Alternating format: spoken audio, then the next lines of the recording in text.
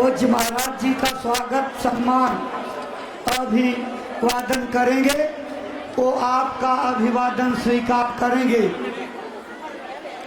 जब इशारा कर देंगे तो आप सभी लोग अपने स्थान पर बैठ जाइएगा और पूज्य महाराज जी की एक एक बातों को गौर से दत्तचित्त हो करके सुनिएगा।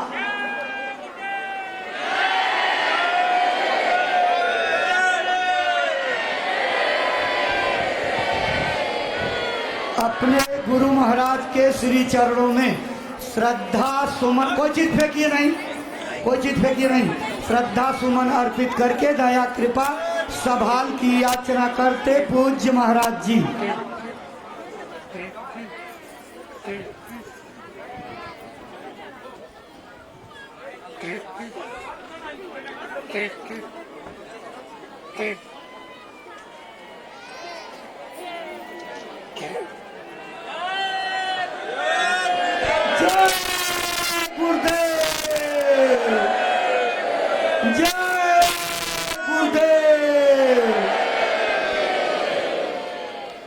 अब आप सबको बैठने का संकेत हो गया है। आप सब लोग अपने स्थान पर बैठ जाइए। सम्मानित भाई बहनों, पूज्य महाराज जी के आपके सागर की धरती पर पधारने पर आपके अंदर इच्छा जागती है कि हम भी पूज्य महाराज जी का स्वागत सम्मान अभिनंदन करें। आप सब की भावनाओं को इकट्ठा करके यहाँ पर उपस्थित आज के इस सागर के सत्संग समारोह में माननीय श्री हर्ष यादव विधायक एवं पूर्व मंत्री, माननीय शैलेंद्र जैन विधायक, माननीय प्रदीप लारिया विधायक, बालाजी मंदिर के पुजारी प्रकाश साहू जी, श्री मनोहर शर्मा कप्पू महाराज, श्री सीताराम अहिरवार, श्री अशोक साहू पूर्व सरपंच बिजपुरी, श्री निर्भय घोषी, जिला अध्यक्ष पप्पू पटेल और जिला अध्यक्ष शाजापुर राजेश पाटीदार आदि अपने सहयोगियों के साथ पूज्य महाराज जी का श्रद्धा सुमन अर्पित करके स्वागत अभिनंदन वंदन करते हुए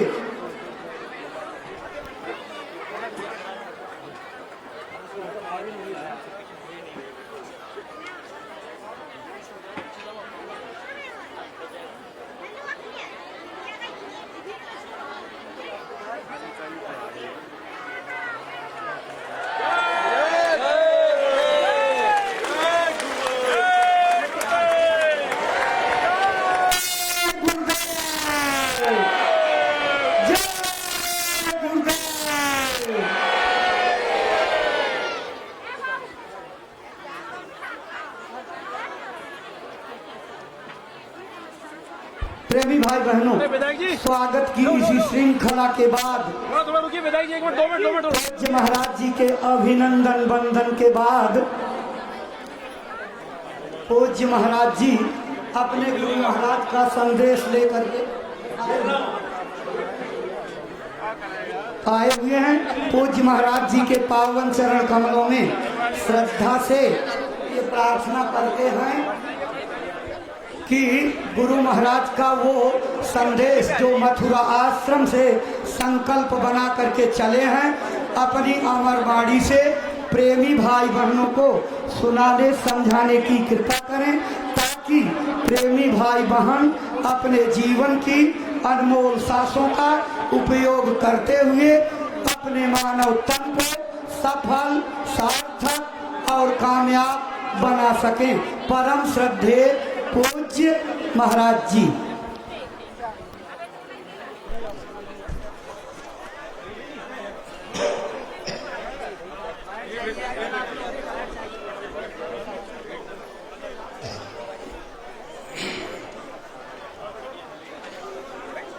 आप सभी लोग प्रेम के साथ में मालिक के पावन नाम का उच्चारण करेंगे। बोलो जय गुरुदेव। जय गुरुदेव।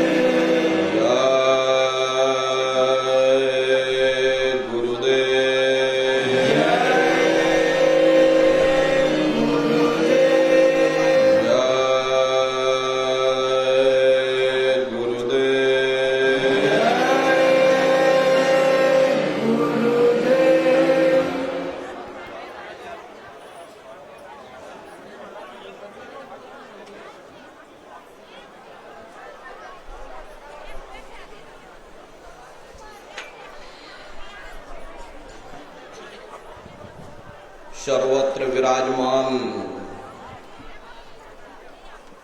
शब्द स्वरूप परम पूज्य स्वामी जी महाराज के श्री चरणों में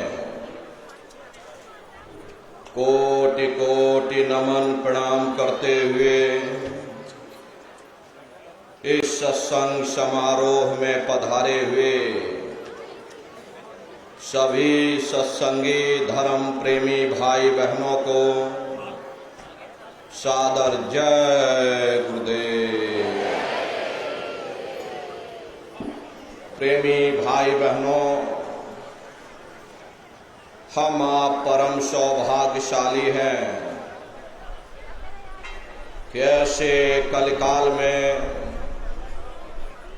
हम लोगों को ये मानव तन, ये मनुष्य शरीर प्राप्त हुआ। उससे भी परम सौभाग्य की बात है कि मनुष्य रूपी मंदिर में बैठ करके हम लोगों को सत्संग सुनने का ये अवसर मिल रहा। ये सत्संग है, ये कोई कथा और कीर्तन नहीं, किस्से और कहानियां नहीं, ये महात्माओं की अजर अमर वाणियां हैं। यदि आपने ध्यान से सुन लिया तो निश्चय ही आपको अपने मानव जीवन के उद्देश्यों के बारे में पता चलेगा कि आखिर मनुष्य शरीर हमको क्यों मिला, क्या इसका उद्देश्य है, मरने के बाद हम लोग कहाँ जाएंगे, कैसे हमारी जीवात्मा का कल्याण होगा। इन सभी प्रश्नों की जानकारी आपको सत्संग के माध्यम से प्राप्त होगी। इसलिए प्रेमी भाई बहनों, एक एक वचन को बड़े ध्यान के साथ आप लोग सुनिएगा, चिंतन और मनन करिएगा और अपने जीवन में अमल लाइएगा। संतों महात्माओं के सत्संग में कभी किसी जात और बिरादरी, किसी कौम या मजहब या किसी भी व्यक्ति विशेष की कभी कोई निंदा, चुगली, आलोचना या किसी की बुराई नहीं की जाती। हरे नर नारियों, जब हम लोग इस संसार में पैदा हुए तो ना कोई जात और बिरादरी लेकर के आया, ना कोई कौम या मजहब लेकर के आया, न कोई अपना नाम लेकर के आया। सिर्फ नंगे रोते हुए हम लोग इस संसार में पैदा हो गए।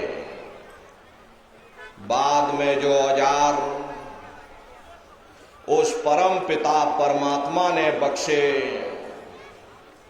मन, बुद्धि और चित्त, उससे जब हमारे अंदर चेतना आ गई तब हमारा नाम पड़ गया, कर्म के अनुसार हमारी जाति बन गई।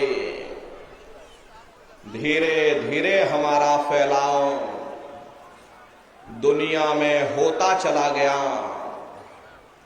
हमने बाल बच्चे बना लिए,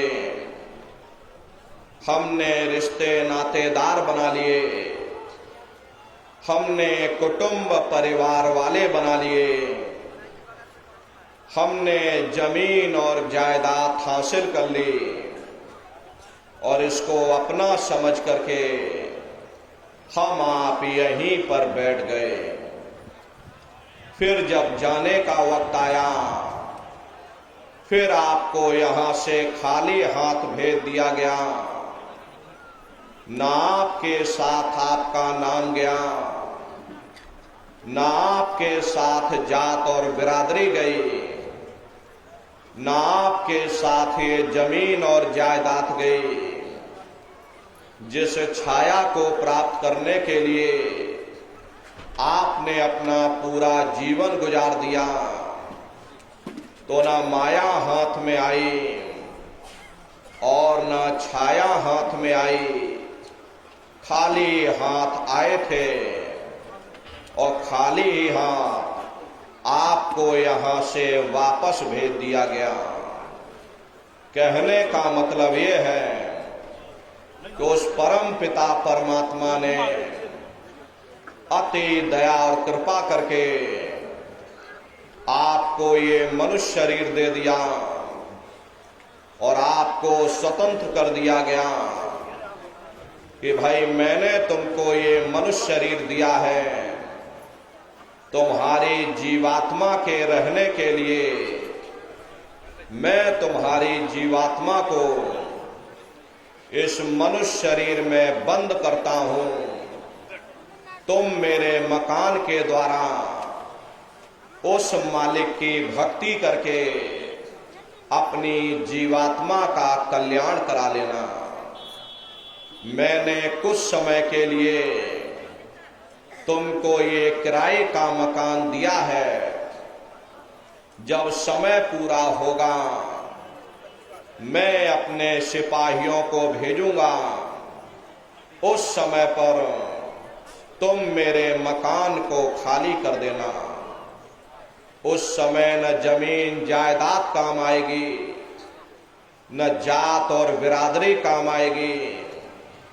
मन को, बुद्धि को, चित्त को और जीवात्मा को निकाल करके इस शरीर से बाहर कर दिया जाएगा। ये शरीर आपका यही जमीन पर गिर पड़ेगा, क्योंकि जीवात्मा के निकल जाने के बाद में ये शरीर सिर्फ एक माटी का पुतला है, उससे ज्यादा कुछ भी नहीं। आप इस मिट्टी के पुतले को ले जाकर शमशान भूमि पर जला करके राख कर दोगे। अरे आपकी कौम, आपका मजहब, आपकी जात और बिरादरी, आपका ये नाम उसी शमशान भूमि पर जल करके राख हो जाएगा। जिस जात और बिरादरी के लिए हम लोग लड़ते और झगड़ते थे, जिस धन दौलत को पाने के लिए हमने आपने न जाने कितने बुरे खोटे कर्म किए, तो मौत के समय में ना ये जात और बिरादरी काम आई, ना ये धन दौलत काम आया। सब कुछ तुम्हारा यहीं छूट गया और जीवात्मा को ले जाकर ऊपर धर्मराज की कचहरी में पेश कर दिया गया। पलक झपकते ही तुम्हारे अच्छे बुरे कर्मों का हिसाब किताब हो जाएगा। धर्मराज तुमको सजा सुना देंगे, ले जाओ इनको फलाने नरक में डाल दो, क्योंकि मैंने इनको मौका दिया था, मैंने इनको मनुष्य शरीर दिया था कि अब की बार गीता रामायण को पढ़ करके, उन धर्म पुस्तकों को पढ़ करके, किसी संत महात्मा की खोज करके, उनके बताए हुए रास्तों पर चल करके, उस मालिक की भक्ति करके अपनी जीवात्मा का कल्याण करा लेना। इस उद्देश्य के लिए मैंने इनको मनुष्य शरीर दिया था, लेकिन इन्होंने अपना उद्देश्य पूरा नहीं किया। जब जब ये मनुष्य शरीर में आए, कभी इन्होंने विचार ही नहीं किया कि आखिर ये मनुष्य शरीर हमको क्यों मिला, क्या इसका उद्देश्य है, मरने के बाद हम लोग कहां जाएंगे, हमारे बाल बच्चे कहाँ जाएंगे, हमारे रिश्ते नातेदार कहाँ जाएंगे, हमारे कुटुंब परिवार वाले कहाँ जाएंगे और कैसे इनकी जीवात्मा का कल्याण होगा। ये पराविद्या महात्माओं की पराविद्या है। हम आप इस जड़ संसार में फंस करके उस पराविद्या से अनभिज्ञ हो गए और अपने उद्देश्यों को भूल गए, अपने वादे को हम आप भूल गए। वो वादा जो हमने आपने मां के गर्भ में किया था, जब मां के गर्भ में हम आप उल्टे लटके हुए थे, सिर हमारा नीचे था, पैर हमारे ऊपर थे, उस समय परमात्मा से वादा किया कि हे परमात्मा, इस बार हमको मनुष्य शरीर दे दो, हम भजन करेंगे, भक्ति करेंगे, हम अपनी जीवात्मा का कल्याण करेंगे। लेकिन मनुष्य शरीर मिलने के बाद में ना आपने भजन किया ना भक्ति की, बस माया की छाया में फंस करके इस मिथ्या जगत को अपना मान करके हम आप इसी में गोता खा रहे। हरे नर नारियों, इस दुनिया में हित मित भाई बंधु, रिश्ते नातेदार, कुटुंब परिवार वाले, इनमें से कोई भी चीज तुम्हारी जीवात्मा को इस अधोगति से बचा नहीं सकती। हम कौन हैं, हम कहां से आए हैं और हमें जाना कहां है, ये मानव मात्र के लिए एक जटिल प्रश्न बना हुआ है। इस प्रश्न का हल तब तक नहीं होगा जब तक इस धरा भूमि पर कोई संत महात्मा फकीर न मिल जाए। इसीलिए वह मालिक अति दया और कृपा करके संतों महात्माओं को इस धरा धाम पर भेजते हैं। संत महात्मा फकीर यहां पर आकर के जीवों को समझाने की कोशिश करते कि भाई वो परमात्मा है, वो आपको मिलेगा, जीते जी मिलेगा, इसी मनुष्य शरीर में मिलेगा। इसी मनुष्य शरीर के अंदर जा करके परमात्मा से मिलने का वह एकमात्र दरवाजा है। उस दरवाजे का भेद केवल संतों महात्माओं को ही प्राप्त है।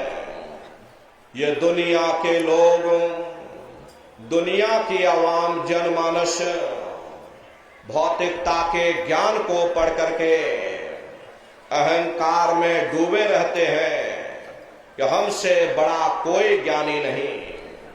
लेकिन उन बेचारों को नहीं मालूम कि जहां दुनिया का ज्ञान समाप्त होता है, उसी के सिर की चोटी से ये आध्यात्मवाद, आत्मा और परमात्मा का ये गूढ़ ज्ञान, रहस्य विज्ञान प्रारंभ होता। उस विज्ञान को पाने के लिए सबसे पहले यह जरूरी है कि पहले आप मानवतावादी बनो, मानव धर्म और मानव कर्म को अपनाओ। अरे मानव धर्म क्या है कि इंसान इंसान के काम आवे, एक दूसरे की निस्वार्थ भाव से सेवा करे, सत्य दया हिंसा परोपकार आदि गुणों को अपने जीवन में उतार करके और किसी संत महात्मा की खोज करके उनके बताए हुए रास्तों पर चल करके उस मालिक की भक्ति करके अपनी जीवात्मा का कल्याण करा ले, यही इंसान का सबसे बड़ा मानव धर्म है। लेकिन आज इस कलिकाल में ये दुनिया की आवाम जनमानस इंद्रियों के भोग और वासनाओं में, शराब और कबाबों में, मांस और मदिरा में सुख ढूंढने की कोशिश कर रही। ये चरित्र पतन जैसे कार्यों को अपना करके ये आवाम जनमानस कैसे सुखी हो सकती। पहले अपने चरित्र जैसे धन को इकट्ठा करो, क्योंकि चरित्र ही सब कुछ है। चरित्र ही मानव धर्म की पूंजी है। जो इंसान अपने इखलाक ईमान को बरकरार रखता, वही इंसान चरित्रवान है। ये दुनिया भर के रगड़े झगड़े, पिता पुत्र में लड़ाई, आदमी औरत में लड़ाई, घर परिवार में लड़ाई, समाज में लड़ाई, जातियों में लड़ाई, मुल्क में लड़ाई, हरे नर नारियों, ये इंसानों का काम नहीं, ये हैवानों का काम है। इसलिए पहले आप इंसान बनो, चरित्रवान बनो, महात्माओं के समीप आओ। वे जो दया का प्रसाद दें, उसे खुशी खुशी लेकर के अपने निज घर को जाओ, जहां न फिर जन्मना है और ना ही फिर मरना। इसीलिए हमारे गुरु महाराज परम संत बाबा जय गुरुदेव जी महाराज ने आवाम जनमानस के बीच में ये आवाज लगाई है कि इंसानों, तुम अपने दीन ईमान पर वापस आ जाओ और जिस्मानी मंदिर में बैठ करके भगवान का सच्चा भजन करो, जिससे तुम्हारी जीवात्मा नरकों में जाने से बच जाए। अरे हम माने ना माने, लेकिन संत महात्मा त्रिकालदर्शी होते, वे सब कुछ जानते हैं। अगर हम उनके वचनों को मान जाएंगे तो हम लोग बच जाएंगे, नहीं तो खाई और खंदक में जाकर गिर जाएंगे। इसीलिए अभी वक्त है उस मालिक से सच्ची प्रार्थना करने का, खुदा के सामने अपने गुनाहों की माफी मांगने का, धर्म मजहब के नाम पर लड़ने झगड़ने का नहीं, जात और बिरादरी के नाम पर लड़ने झगड़ने का नहीं। हमने बहुत लड़ लिया, बड़े बड़े झगड़े और फसादे की, बड़ी बड़ी नुक्ताचीनी की, सिवाय नफरत के हमको क्या मिला। नफरत की ऐसी ज्वाला जली जिसमें घर जल गया, परिवार जल गया, समाज जल गई, जातियां जल गई, अब सारा देश जल उठा। इसीलिए सारी मानवता बहुत थक गई। हर कोई ऐसी छांव चाहता है जहां उसे ठंडक मिले, शांति और सुकून मिले।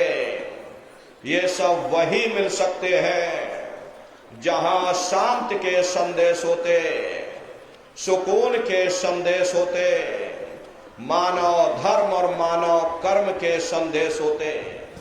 और ये संदेश केवल संत महात्मा फकीर देते हैं, जो समदर्शी होते, जो समस्त जीवों के अंदर उस प्रभु के अंश को देखते। ऐसे समदर्शी उन महात्माओं की खोज करो। ये मत देखना कि महात्मा के जाति के हैं, महात्मा किस बिरादरी के हैं। हरे जातियां कर्म के अनुसार बनाई गई, जन्म के अनुसार नहीं। मनुष्य की एक ही जाति है, वो है मानव जाति। और इसी मानव जामे में बैठ करके हमें उस मालिक की भक्ति करनी है। हरे नर नारियों, सुपच जात के भंगी थे, रैदास जी जात के हरजन थे, मीराबाई जात की छत्राणी थी, अगर वे सब उस मालिक को प्राप्त कर सकते तो आप भी उस मालिक को प्राप्त कर सकते हो। लेकिन बगैर महात्माओं के, बगैर मुर्शिद के कोई भी जीव इस संसार समुद्र से ना कोई पार हुआ और ना ही कोई हो सकता।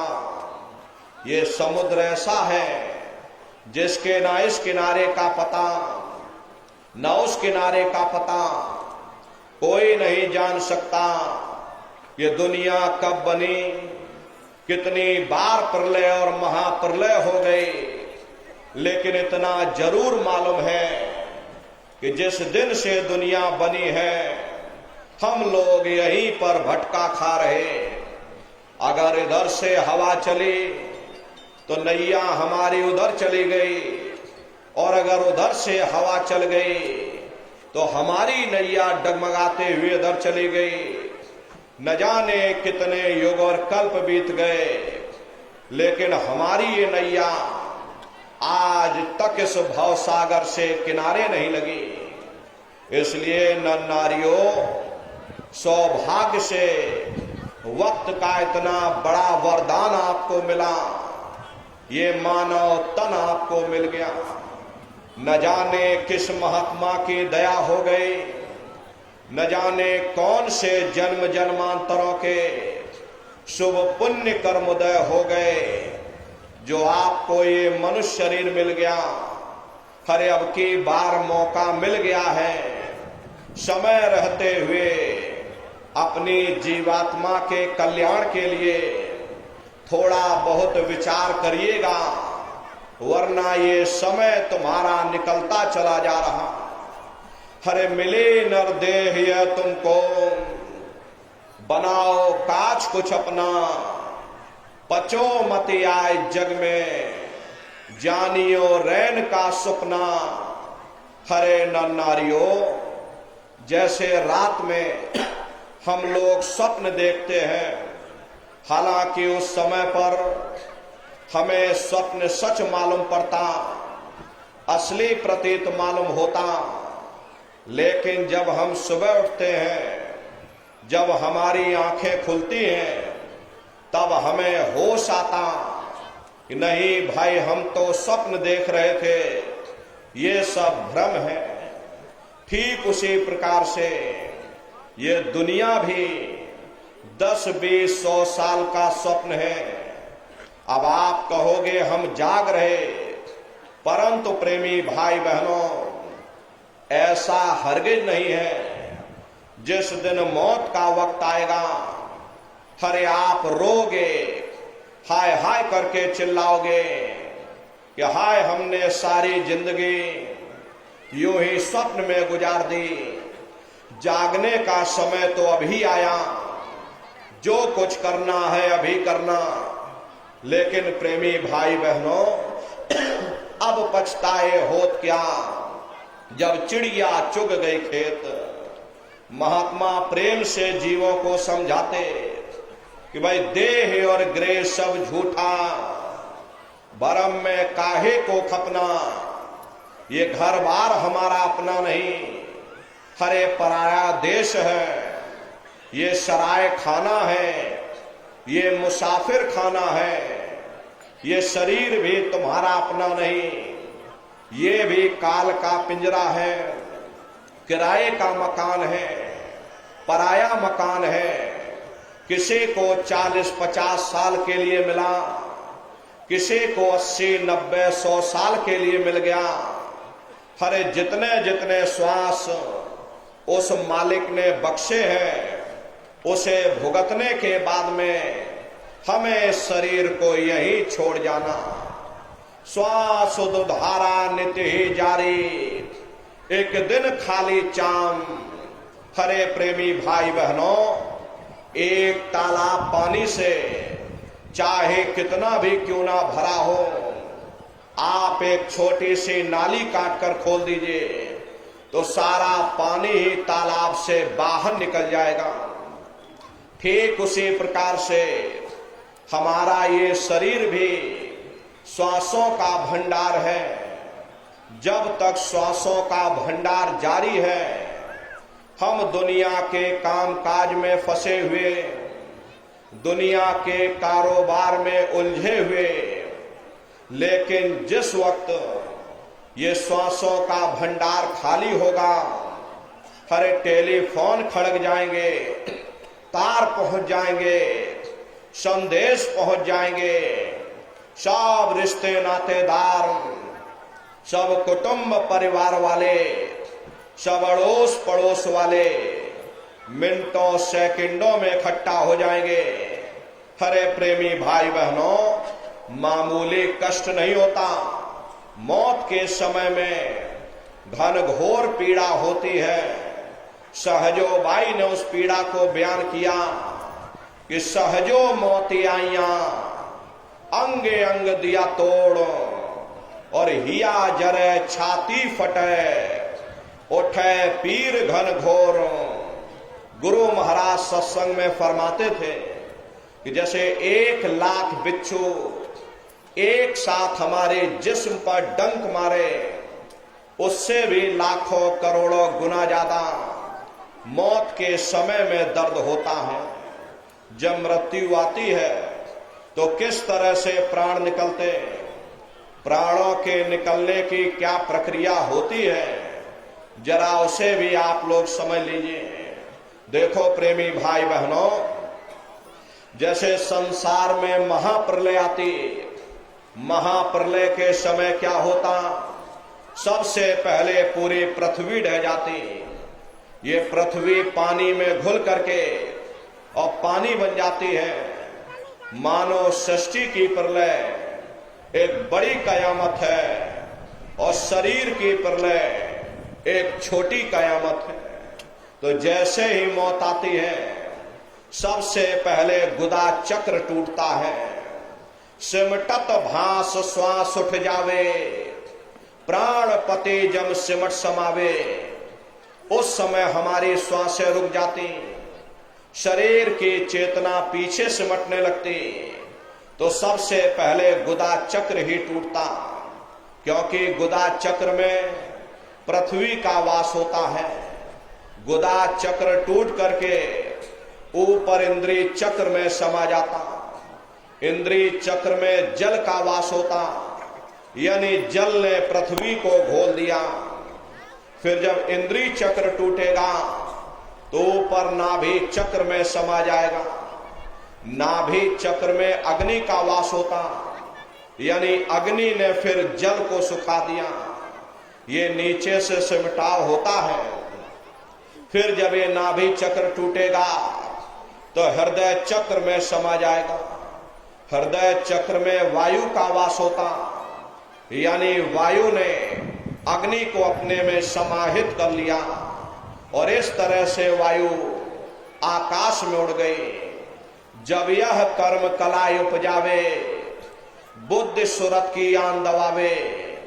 जब यह जीवात्मा पांचों तत्वों को लांग करके जल पृथ्वी अग्नि वायु आकाश पांचों तत्वों को लांग करके ऊपर आती है, तो काल दाढ़ में आन दबानी। और जब ढर के नैनन से पानी, जब काल अपनी दाढ़ में दबाता, उस समय नेत्रों से पानी निकलता। इंद्रियां टूट टूट करके चकनाचूर हो जाती। सब रिश्ते नातेदार खड़े रहेंगे, डॉक्टर वैद्य हकीम सब आपको घेरे रह जाएंगे, लेकिन आप अपनी पीड़ा को उस समय अपने मुख से बयान नहीं कर पाओगे। सिर्फ आपके नेत्रों से आंसू टपकेंगे। हरे यमदूत आते हैं, प्राणों की डोरी को तोड़ देते और जीवात्मा को खींच करके इस शरीर से बाहर कर दिया जाता। जैसे ही जीवात्मा शरीर से अलग हुई, ये शरीर आपका मिट्टी हो जाता। फिर इस मिट्टी को एक रात अपने घर में कोई रखने को तैयार नहीं होता। आपके कितने भी सगे संबंधी क्यों ना हो, खास नात रिश्तेदार क्यों ना हो, लेकिन एक रात कोई घर में मिट्टी रखने के लिए तैयार नहीं होते। कहते भाई जल्दी करो जल्दी करो, अब इनकी शक्ल देखने में हमको डर लग रहा, जल्दी से बाजार से कफन खरीद के लाओ, जल्दी से लकड़ियां खरीद के लाओ, अरे जल्दी से चिता तैयार करो, इनको घर में से जल्दी से उठा ले जाओ, वहीं शमशान भूमि पर जला देना। ये जो घर में इनके कपड़े लत्ते पड़े हुए, हर इनके कपड़े लत्ते भी उठा ले जाओ, वहीं शमशान भूमि पर जला देना। जिस बिस्तर पर ये लेटे रहे, ये बिस्तर भी अशुद्ध हो गया, अब इनकी छुई हुई चीज हमको घर में एक नहीं चाहिए, इसलिए इनका बिस्तर भी उठा ले जाओ, वहीं शमशान भूमि पर जला देना। लेकिन उसने कोई सोने की अंगूठी पहनी होगी, उसे धीरे से उतार कर जेब में रख लोगे, बस वही एक अशुद्ध नहीं होगा और बाकी सब अशुद्ध हो जाएगा। हरे महात्मा कहते हैं कि भाई कुटुंब परिवार मतलब का बिना धन पास नहीं जाए। ये रिश्ते नातेदार, ये कुटुंब परिवार वाले, ये स्वार्थ के संगी साथी हैं। हरे प्रेमी भाई बहनों, आज तुम्हारी जेब में पैसा है तो सब जैसे तैसे तुमसे रिश्तेदारियां कायम कर लेंगे। आज जेब खाली हो जाए तो बेटा बाप को बाप कहने के लिए तैयार नहीं होता। आप रोज कचहरियों में मुकदमों का हाल देखते हो। यदि किसी पिता ने बंटवारा करते समय किसी एक बेटे को 1000 रुपया कम दे दिया या 1 बीघा जमीन कम दे दी, तो बेटा बाप का दुश्मन बन जाता, उसे ले जाकर कचहरियों में खड़ा कर देता। अरे अपना यहाँ क्या है, ये स्वार्थ के संगी साथी, कोई तुमको याद करने वाला नहीं। 13 दिन बाद 13वीं मना दोगे, लड्डू पूड़ी पकवान बना करके खिला दोगे। 13वीं भी इसीलिए मनाओगे क्योंकि समाज क्या कहेगा, नात रिश्तेदार क्या कहेंगे। तो अपने मान सम्मान को बचाए रखने के लिए तुम थोड़ा बहुत खर्चा कर दोगे, फिर कोई जाने वाले को याद नहीं करता। अभी बूढ़े बुजुर्गों से पूछा जाए कि क्या तुमको तुम्हारे माँ बाप की याद आती है, तो कहेंगे भाई नहीं आती। अरे क्यों नहीं आती, तुम्हारे माँ बाप थे, तुमको पाला पोसा बड़ा किया, खुद भूखे रहे होंगे, तुम्हारा पेट पाला होगा, तुमको तुम्हारे माँ बाप की याद क्यों नहीं आती? क्योंकि तुम्हारे सामने तुम्हारे लड़के बच्चे हो गए, तुम्हारे नाती पोता पंती और संती हो गए, इसलिए तुम अपने माँ बाप की यादों को भूल गए और नई यादों में बस गए।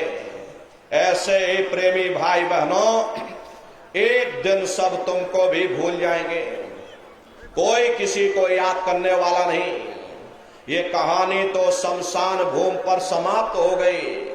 उधर देखो क्या होता, तुम्हारी जीवात्मा को ले जाकर के ऊपर धर्मराज की कचहरी में पेश कर दिया जाएगा। वहां पलक झपकते ही तुम्हारे अच्छे बुरे कर्मों का हिसाब किताब हो जाएगा। धर्मराज तुमको सजा सुना देंगे, ले जाओ इनको फलाने नरक में डाल दो, क्योंकि मैंने इनको मौका दिया था जब ये मां के घर में उल्टे लटके हुए थे। उस समय इन्होंने मुझसे प्रार्थना की थी कि मुझे एक बार मौका दे दो, मुझे एक बार मनुष्य शरीर दे दो, हम भजन करेंगे, भक्ति करेंगे, हम अपनी जीवात्मा का कल्याण करेंगे।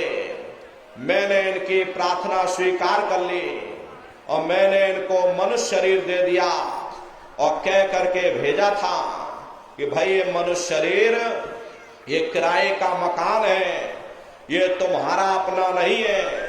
अगर ये तुम्हारा अपना होता तो हमेशा तुम्हारे पास रहता, ये तुम्हारा अपना नहीं, ये मैंने तुमको कुछ समय के लिए किराए का मकान दिया है।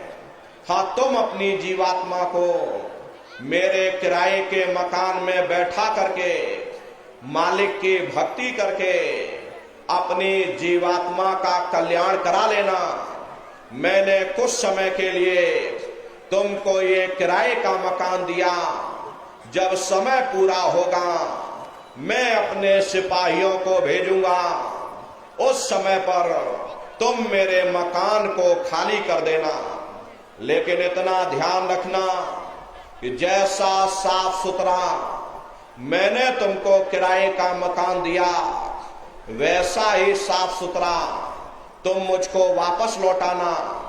लेकिन इस किराए के मकान में बैठ करके इन्होंने अच्छे बुरे कर्म कर डाले।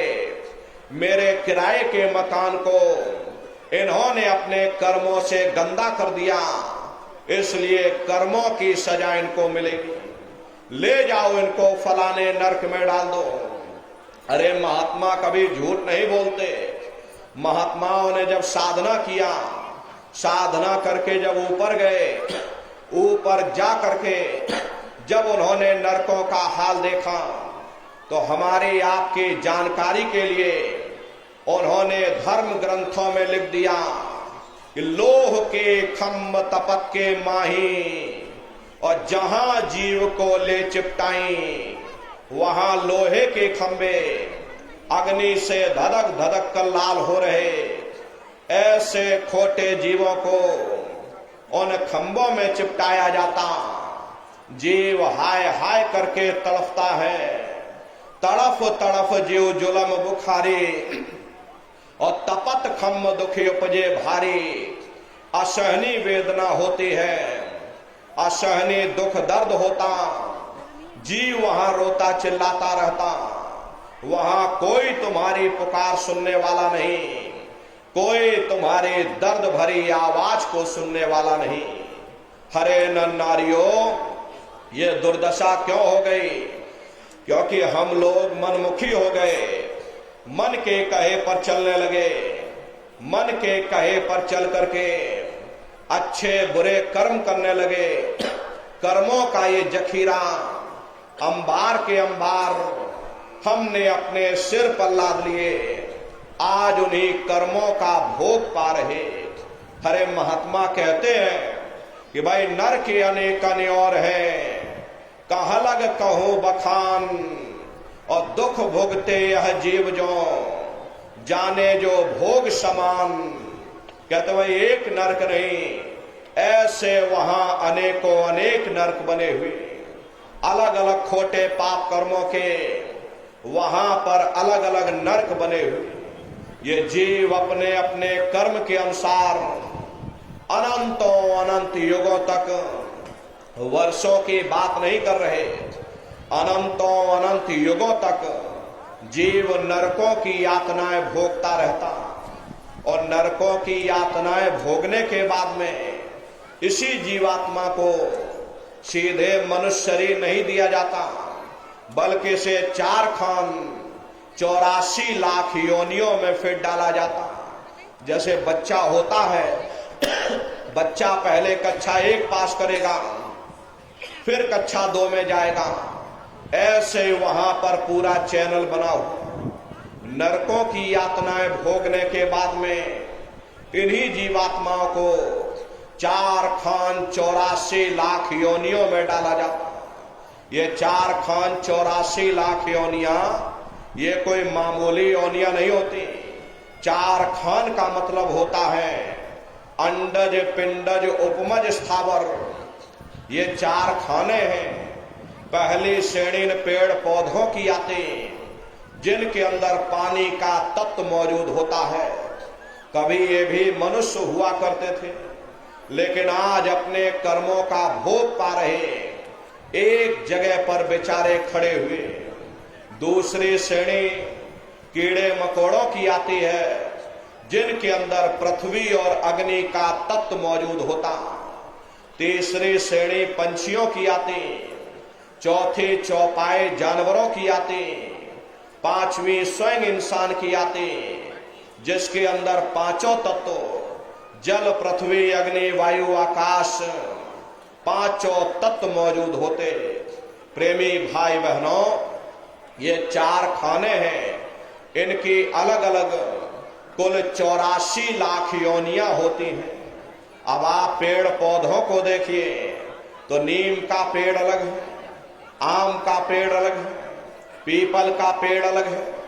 ऐसे ही अलग अलग प्रजातियों के कीड़े मकोड़े, अलग अलग प्रजातियों के पशु और पंछी, कुल मिलाकर के 84 लाख योनियां हैं। हम दुनिया के जीव नरकों की यातनाएं भोगने के बाद में इन्हीं 84 लाख योनियों में भटका खाते हैं। मामूली कष्ट नहीं होता। अरे हमको आपको गर्मी लग गई तो हम लोगों ने छाया ले ली, और सर्दी लग गई तो कंबल रजाई ओढ़ लिया, बीमार हो गए अस्पतालों में चले गए, भूख लग गई रोटी खा ली। लेकिन देखो इन जानवरों को, क्या गर्मी, क्या सर्दी, क्या बरसात, एक एक निवाले के लिए दर बदर ठोकरें खाते रहते हैं। किसी का हाथ कट गया, किसी का पैर कट गया, पैरों में कीड़े पड़ने लगे। बीमार बैलों की दुर्दशा देखो, मुंह से फसूकर निकलता रहता, लेकिन टनों बोझा उनके ऊपर डाल दिया जाता, डंडा मार मार करके चला जाता। क्या उनको दर्द नहीं होता? अरे उनको भी दर्द होता है, उनको भी तकलीफ होती। वे बेचारे बेजुबान जानवर कुछ बोल नहीं पाते, कुछ बता नहीं पाते, सिर्फ रोते और चिल्लाते रहते। अरे कौन उनकी पुकार सुनने वाला, कौन उनकी दर्द भरी आवाज को सुनने वाला? कौन सी अदालत में जाकर के वे बेचारे दरवाजा खटखटाएं? कौन मजिस्ट्रेट उनकी फरियाद को सुनेगा? हरे नारियों, कोई सुनने वाला नहीं। हरे कई जन्म भय कीट पतंगा, कई जन्म भय मीन कुरंगा, कई जन्म पंखी सर्प होयो, कई जन्म है वर वृक्ष जोयो। मिल जगदीश मिलन की वरिया, और चिरंकार है देश सजरिया। करोड़ों करोड़ युगों से हम आप कभी कीड़े पतंगों की योनि में, कभी पेड़ पौधों की योनि में, तो कभी पशु और पंछियों की योनि में भटका खाते हैं। प्रेमी भाई बहनों, 84 लाख योनियों की सबसे जो आखिरी योनि होती है वो गाय और बैल की योनि होती है। गाय स्त्री का रूप लेती है और बैल पुरुष का रूप लेते हैं। ये 84 लाख योनियों की सबसे आखिरी योनि यानी कि अंतिम पायदान होता है।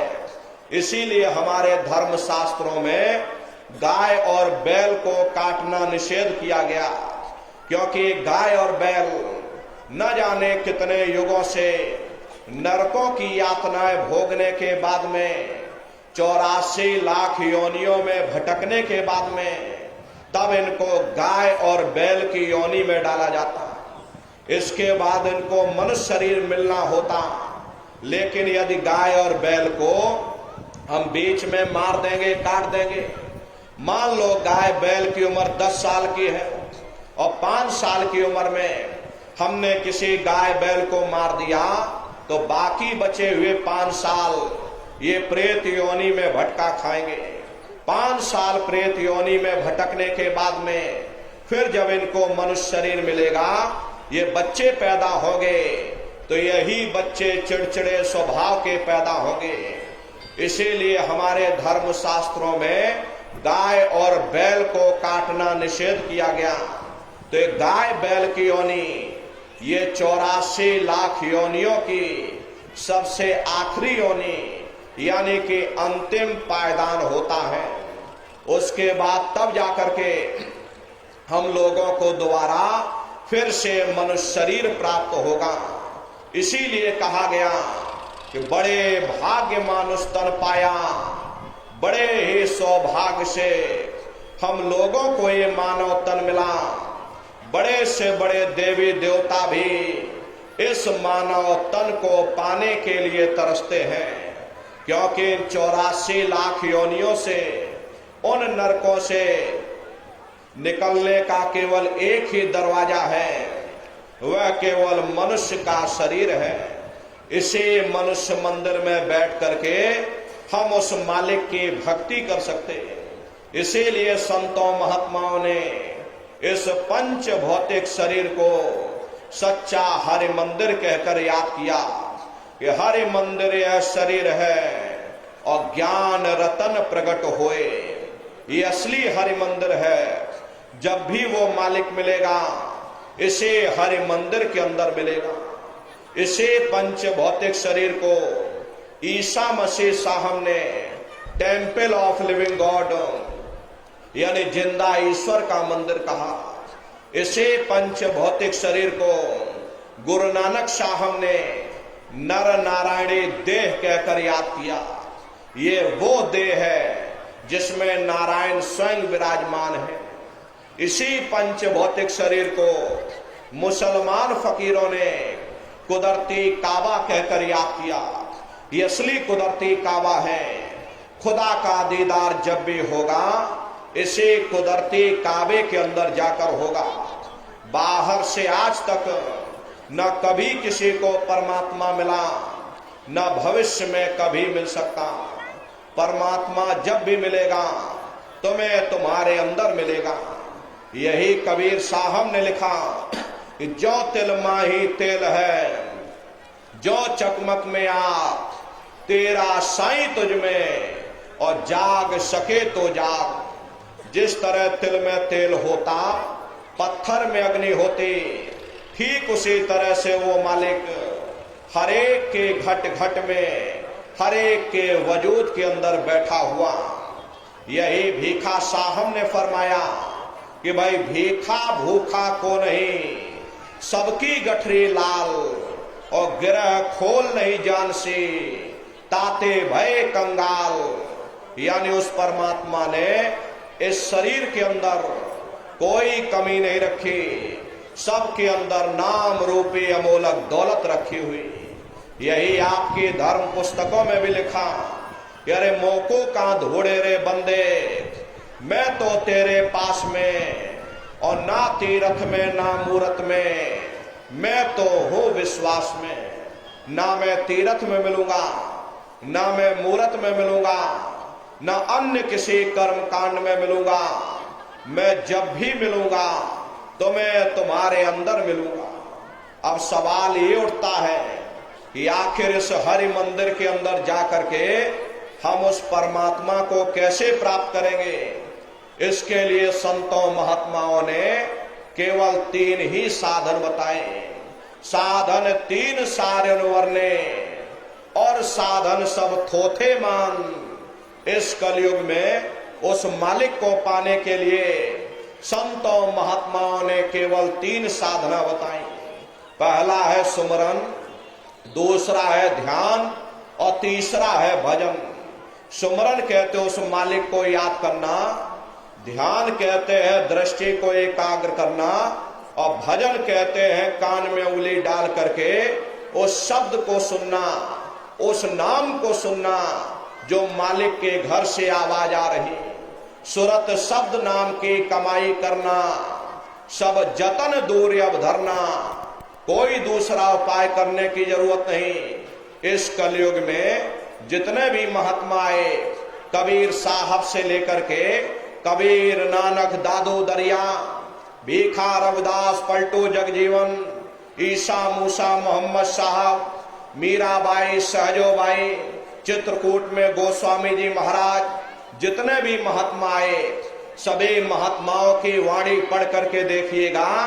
जितने भी महात्माओं ने उस मालिक को पाया, सुरत शब्द नाम की कमाई करके पाया। प्रेमी भाई बहनों, ये सुरत शब्द नाम की कमाई, ये प्रेमी भाई बहनों, इसके लिए संतों महात्माओं ने 3 क्रियाएं बताई, सुमरन, ध्यान और भजन। तो कैसे आप लोग सुमरन करोगे, कैसे आप लोग ध्यान करोगे, और कैसे आप लोग भजन करोगे, जरा बैठ करके आप लोग अच्छी तरह समझिएगा कि सुमरन, ध्यान और भजन हमको कैसे करना है, और घर पर जा करके करिएगा। तो सबसे पहले सुमरन कैसे करना। सुमरन करने के लिए एक माला आप लोग ले लेना। ये देखो प्रेमी भाई बहनों, 108 दाने की ये माला है। अपने अपने घरों में बैठ करके बाहर से अपनी आंख को बंद कर देना और दोनों आंखों के मध्य भाग में अपने ध्यान को एकाग्र करके और मन ही मन अंदर ही अंदर दाने दाने पर जय गुरुदेव नाम का उच्चारण करिएगा। हर दाने पर जय गुरुदेव नाम, हर दाने पर जय गुरुदेव नाम, जय गुरुदेव जय गुरुदेव जय गुरुदेव जय गुरुदेव, कुल 108 बार करिएगा। दोबारा इसी जगह फिर वापस आ जाओगे, यहां से फिर जय गुरुदेव नाम का उच्चारण करिएगा। हर दाने पर जय गुरुदेव नाम, हर दाने पर जय गुरुदेव नाम, जय गुरुदेव जय गुरुदेव जय गुरुदेव जय गुरुदेव, कुल 108 बार करिएगा। तीसरी बार फिर यही वापस आ जाओगे। जब आप जय गुरुदेव नाम का उच्चारण करोगे तो दोनों आंखों के मध्य भाग में अपने ध्यान को एकाग्र करके और मन ही मन अंदर ही अंदर दाने दाने पर जय गुरुदेव नाम का उच्चारण करिएगा। जिसको आप याद कर रहे हो, एक समय ऐसा आएगा वो अंतर में तुम्हारे सामने प्रकट हो जाएगा।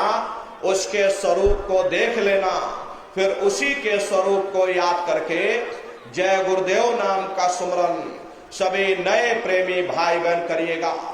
तीसरी बार फिर यहीं से जय गुरुदेव नाम का सुमरन, चौथी बार फिर यहीं से जय गुरुदेव नाम का सुमरन, पांचवी बार फिर यहीं से जय गुरुदेव नाम का सुमरन। इस तरह से कुल 8 बार जय गुरुदेव नाम का सुमरन सभी नए प्रेमी भाई बहन करिएगा। 8 बार करने के बाद ये माला आप रख देना। प्रेमी भाई बहनों, ये जय गुरुदेव नाम किसी साधारण इंसान का नाम नहीं, ये स्वयं अनामी महाप्रभु का नाम है। समय समय पर संत महात्मा अपने अपने समय पर आकर के उस मालिक के नाम को सिद्ध करते हैं। जैसे कबीर साहब आए, कबीर साहब ने साहिब नाम सिद्ध किया। गुरु नानक साहब आए, गुरु नानक साहब ने वाहिगुरु नाम सिद्ध किया। इसी तरह हमारे गुरु महाराज जय गुरुदेव नाम सिद्ध करके गए। जय गुरुदेव नाम का जहाज लगा कर गए। अगर इस जहाज पर सारी दुनिया बैठेगी, ये जहाज सारी दुनिया को पार करेगा। प्रेमी भाई बहनों, नए जीवों के लिए नामदान की प्रक्रिया को और सरल से सरल किया गया।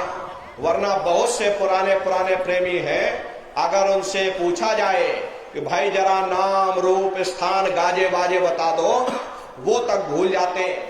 अब इतने पुराने हो करके आज तक आप लोग याद नहीं कर पाए तो बड़ा भारी दोष लगता है। इसलिए नए जीवों के लिए नामदान की प्रक्रिया को गुरु महाराज की दया कृपा से और सरल से सरल किया गया, ताकि आप लोग आसानी से समझ सको। चाहे जवान हो, चाहे बूढ़े बुजुर्ग हो, चाहे पढ़े लिखे लोग हो, चाहे बगैर पढ़े लिखे लोग हो, चाहे बच्चे हो चाहे बच्चियां हो, आसानी से इस रास्ते को समझ सको और आसानी के साथ सुमरन ध्यान और भजन कर सको। इसीलिए प्रेमी भाई बहनों, नामदान की प्रक्रिया को और सरल से सरल किया गया। अब आप जय गुरुदेव नाम का सुमरन करिएगा, इसी नाम से नए जीवों का कल्याण होगा। एक है साध है सब सद है, सब साध है सब जाए। जो दो नाव पर पैर रखते वो बीच मझधार में गोता खाते। इसलिए अपने गुरु की उंगली पकड़ लो। अरे गुरु तुम्हारा सच्चा रहबर, गुरु तुम्हारा सच्चा साथी है। हरे प्रेमी भाई बहनों, वो परमात्मा घट घट में विराजमान है, लेकिन उसके होते हुए भी तुमने करोड़ों जन्म ठोकरें खाई, कभी किसी योनि में भटके, कभी किसी योनि में भटके। जब तक गुरु नहीं मिला तुम दर बदर भटकते रह गए, और जब गुरु मिल गया, गुरु ने तुमको राह दे दी, अंड खंड ब्रह्मांड के दर्शन करा दिए। तब ये साधक कहता है कि गुरु गोविंदो खड़े काके लागू पाई, और बलिहारी गुरु आपने जिन गोविंदियो बताई। महिमा उन्हीं की है जिन्होंने गोविंद को लखा दिया। इसीलिए कहा जाता वह गुरुर ब्रह्मा गुरुर विष्णु गुरुर देवो महेश्वरः और गुरुर साक्षात पार ब्रह्म तस्मै श्री गुरुवे नमः। तीन लोक नौ खंड में और गुरु से बड़ा न कोई और कर्ता करे न कर सके गुरु करे सो होई। इसलिए प्रेमी भाई बहनों जय गुरुदेव नाम का सुमरन सभी नए प्रेमी भाई बहन सबसे पहले करिएगा। सुमरन करने के बाद में फिर आप ध्यान पर बैठिएगा। दूसरा है ध्यान और ध्यान कहते हैं दृष्टि को एकाग्र करना। अब कैसे आप लोग ध्यान करोगे अच्छी तरह समझिएगा। अपने अपने घरों में पलथी मार करके आप लोग बैठ जाना। बाहर से अपनी आंख को बंद कर लेना। दोनों आंखों के मध्य भाग में दूर सामने देखिएगा। सामने आपको अंधेरा दिखाई पड़ेगा। बस उसी अंधेरे में एक जगह पर आप अपनी दृष्टि को एकाग्र करिएगा। होशियारी यही रहे ये आंखों की पुतलियां हिलने न पाए। शुरुआती समय में ये आंखों की पुतलियां हिलेंगी, लेकिन जब आप अभ्यास करोगे करत करत अभ्यास ते जड़मत होत सुजान, जब अभ्यास करते रहोगे तो आंखों की पुतलियां हिलना बंद हो जाएंगी। तो दूर सामने अंधेरे में एक जगह पर अपनी दृष्टि को रोकिएगा या उस अंधेरे को ही देखते रहना। दृष्टि अपने आप एकाग्र हो जाएगी। जैसे ही आपकी दृष्टि सामने अंधेरे में एकाग्र होगी तो सुई की नोक के बराबर काले में भी काला बिंदु बड़ा चमकीला बिंदु होगा। तारे की तरह चम चम चम चम चमकेगा। वो आपको सामने दिखाई पड़ जाएगा। जब वो चमकदार बिंदु सामने दिखाई पड़ जाए तब आप अपनी दृष्टि को उस बिंदु पर एकाग्र करिएगा। जब आप अपनी दृष्टि बिंदु पर एकाग्र करोगे तो बिंदु के चारों तरफ से बड़ा भारी प्रकाश निकलेगा। चक्र की तरह से बहुरंगी प्रकाश होगा। वो प्रकाश धीरे धीरे बड़ा होता चला जाएगा। साधक इतना मोहित हो जाता कि बिंदु को तो छोड़ देता और दाएं बाएं प्रकाश को देखने में लग जाता। जब आप दाएं बाएं प्रकाश को देखने में लग जाओगे, क्योंकि प्रकाश उस बिंदु से निकल रहा और आपने बिंदु को छोड़ दिया, प्रकाश को देखने में लग गए, तो प्रकाश भी गायब हो जाएगा, बिंदु भी गायब हो जाएगा। फिर अंतर में अंधेरा छा जाएगा। फिर आपको उतनी मेहनत करनी पड़ेगी। इसलिए दाएं बाएं बिल्कुल मत देखिएगा। आपका निशाना उस बिंदु पर टिका रहे जिसमें से वो प्रकाश निकल रहा। वही बिंदु दरवाजा है, वही बिंदु खिड़की है। उसी को हरि का द्वार यानी कि हरि द्वार कहा गया। बहुत विशाल वो दरवाजा। ये संसार कुछ नहीं, ऐसे लाखों संसार इकट्ठे करके एक साथ दरवाजे के अंदर डाल दिए जाएं, पता तक नहीं चलेगा। इतना विशाल वो हरि का द्वार है। आप उसके अंदर दाखिल हो जाओगे, बहुत बड़ा मैदान आपको दिखाई पड़ेगा। उसी मैदान में जाकर के खड़े हो जाओगे तो सबसे पहले आपको अपने गुरु के स्वरूप का दर्शन होगा। वो आपकी उंगली को पकड़ करके आगे का सफर तय करेंगे। लेकिन प्रेमी भाई बहनों, गुरु के स्वरूप का दर्शन जब होगा जब आप जय गुरुदेव नाम का सुमरन करोगे। यदि आपने सुमरन न किया तो जब आप उनको याद ही नहीं करोगे तो भला वो आपको दर्शन क्यों देंगे। और जब आपको दर्शन नहीं होगा तो आप आगे का सफर तय नहीं कर सकते। इसीलिए जय गुरुदेव नाम का सुमरन सभी नए प्रेमी भाई बहन सबसे पहले करिएगा। सुमरन करने के बाद में फिर जब आप ध्यान पर बैठोगे और जब दरवाजे के अंदर दाखिल होगे तो सबसे पहले उन्हीं के स्वरूप का दर्शन होगा। वो आपकी उंगली को पकड़ करके आगे का सफर तय करेंगे। तो यह है ध्यान करने का तरीका। एक बार फिर से समझिए कैसे आपको ध्यान करना है। अपने अपने घरों में पलथी मार करके बैठ जाइएगा। शरीर को टाइट मत करना, बहुत से लोग क्या करते हैं कि अपने शरीर को बिल्कुल कड़ा कर देते हैं। अब शरीर को आप टाइट कर दोगे तो शरीर आपका थक जाएगा, फिर शरीर ढीला पड़ जाएगा। इसलिए पहले से ही अपने शरीर को बिल्कुल ढीला छोड़ देना, आंखों को धीरे से बंद कर देना। दोनों आंखों के मध्य भाग में दूर सामने देखिएगा, सामने आपको अंधेरा दिखाई पड़ेगा, बस उसी अंधेरे को देखते रहिएगा। उस समय किसी के बारे में सोचना नहीं, किसी के बारे में विचार मत करिएगा। शरीर को बिल्कुल हिलाना डुलाना नहीं, सुन्न हो करके बस सामने अंधेरे को देखते रहो। देखते देखते देखते देखते आपकी दृष्टि अंधेरे में रुक जाएगी, और जैसे ही आपकी दृष्टि सामने अंधेरे में एकाग्र होगी तो सुई की नोक के बराबर काले में भी काला बिंदु तारे की तरह चमचम चमचम चमकेगा, वो सामने आपको दिखाई पड़ जाएगा। जब वो चमकदार बिंदु सामने दिखाई पड़ जाए तब आप अपनी दृष्टि को उस बिंदु पर एकाग्र करिएगा। जैसे ही आपकी दृष्टि बिंदु पर एकाग्र होगी, वो बिंदु फट जाएगा, वो दरवाजा खुल जाएगा, ये शिव नेत्र खुल जाएगा, ये दिव्य दृष्टि खुल जाएगी और आप दरवाजे के अंदर दाखिल हो जाओगे। एक बार प्रेमी भाई बहनों ये दिव्य दृष्टि खुल जाए, फिर क्या भूत, क्या भविष्य, क्या वर्तमान, कोई भेद आपसे गुप्त नहीं रहेगा। लाखों वर्ष पहले क्या हुआ था, भविष्य में क्या होने वाला है, अरे आपके पुरखे पूर्वज मरने के बाद कहां चले गए, इस समय वो कहां पर है, आप बैठ करके सब कुछ देख सकते हो। तो यह है ध्यान करने का तरीका। तीसरा है भजन। भजन कहते हो शब्द को सुनना, उस नाम को सुनना, उस आवाज को सुनना जो मालिक के घर से आवाज आ रही। तो कैसे आप लोग भजन करोगे, जरा अच्छी तरह समझिएगा। ये दोनों उंगली कानों में डाल करके ये कानों को बंद कर देना। कान इसीलिए बंद किए जाते हैं ताकि बाहर की कोई आवाज हमको सुनाई ना पड़े। अपनी सुविधा के अनुसार बैठिएगा। कुर्सी पर चाहे कुर्सी पर बैठ जाओ, सोफे पर चाहे सोफे पर बैठ जाना, या कोई तकिया इस तरह से रख लेना। दोनों कोहनियां रख करके दोनों उंगली कानों में डाल करके ये कानों को बंद कर लेना। अब बहुत सी हमारी माताएं बहनें हैं, बूढ़े बुजुर्ग हैं, आपके घुटनों में दर्द होता है, रीढ़ की हड्डी में दर्द होता, आप बैठ करके भजन नहीं कर पाते हो तो आप लेट करके भजन करिएगा।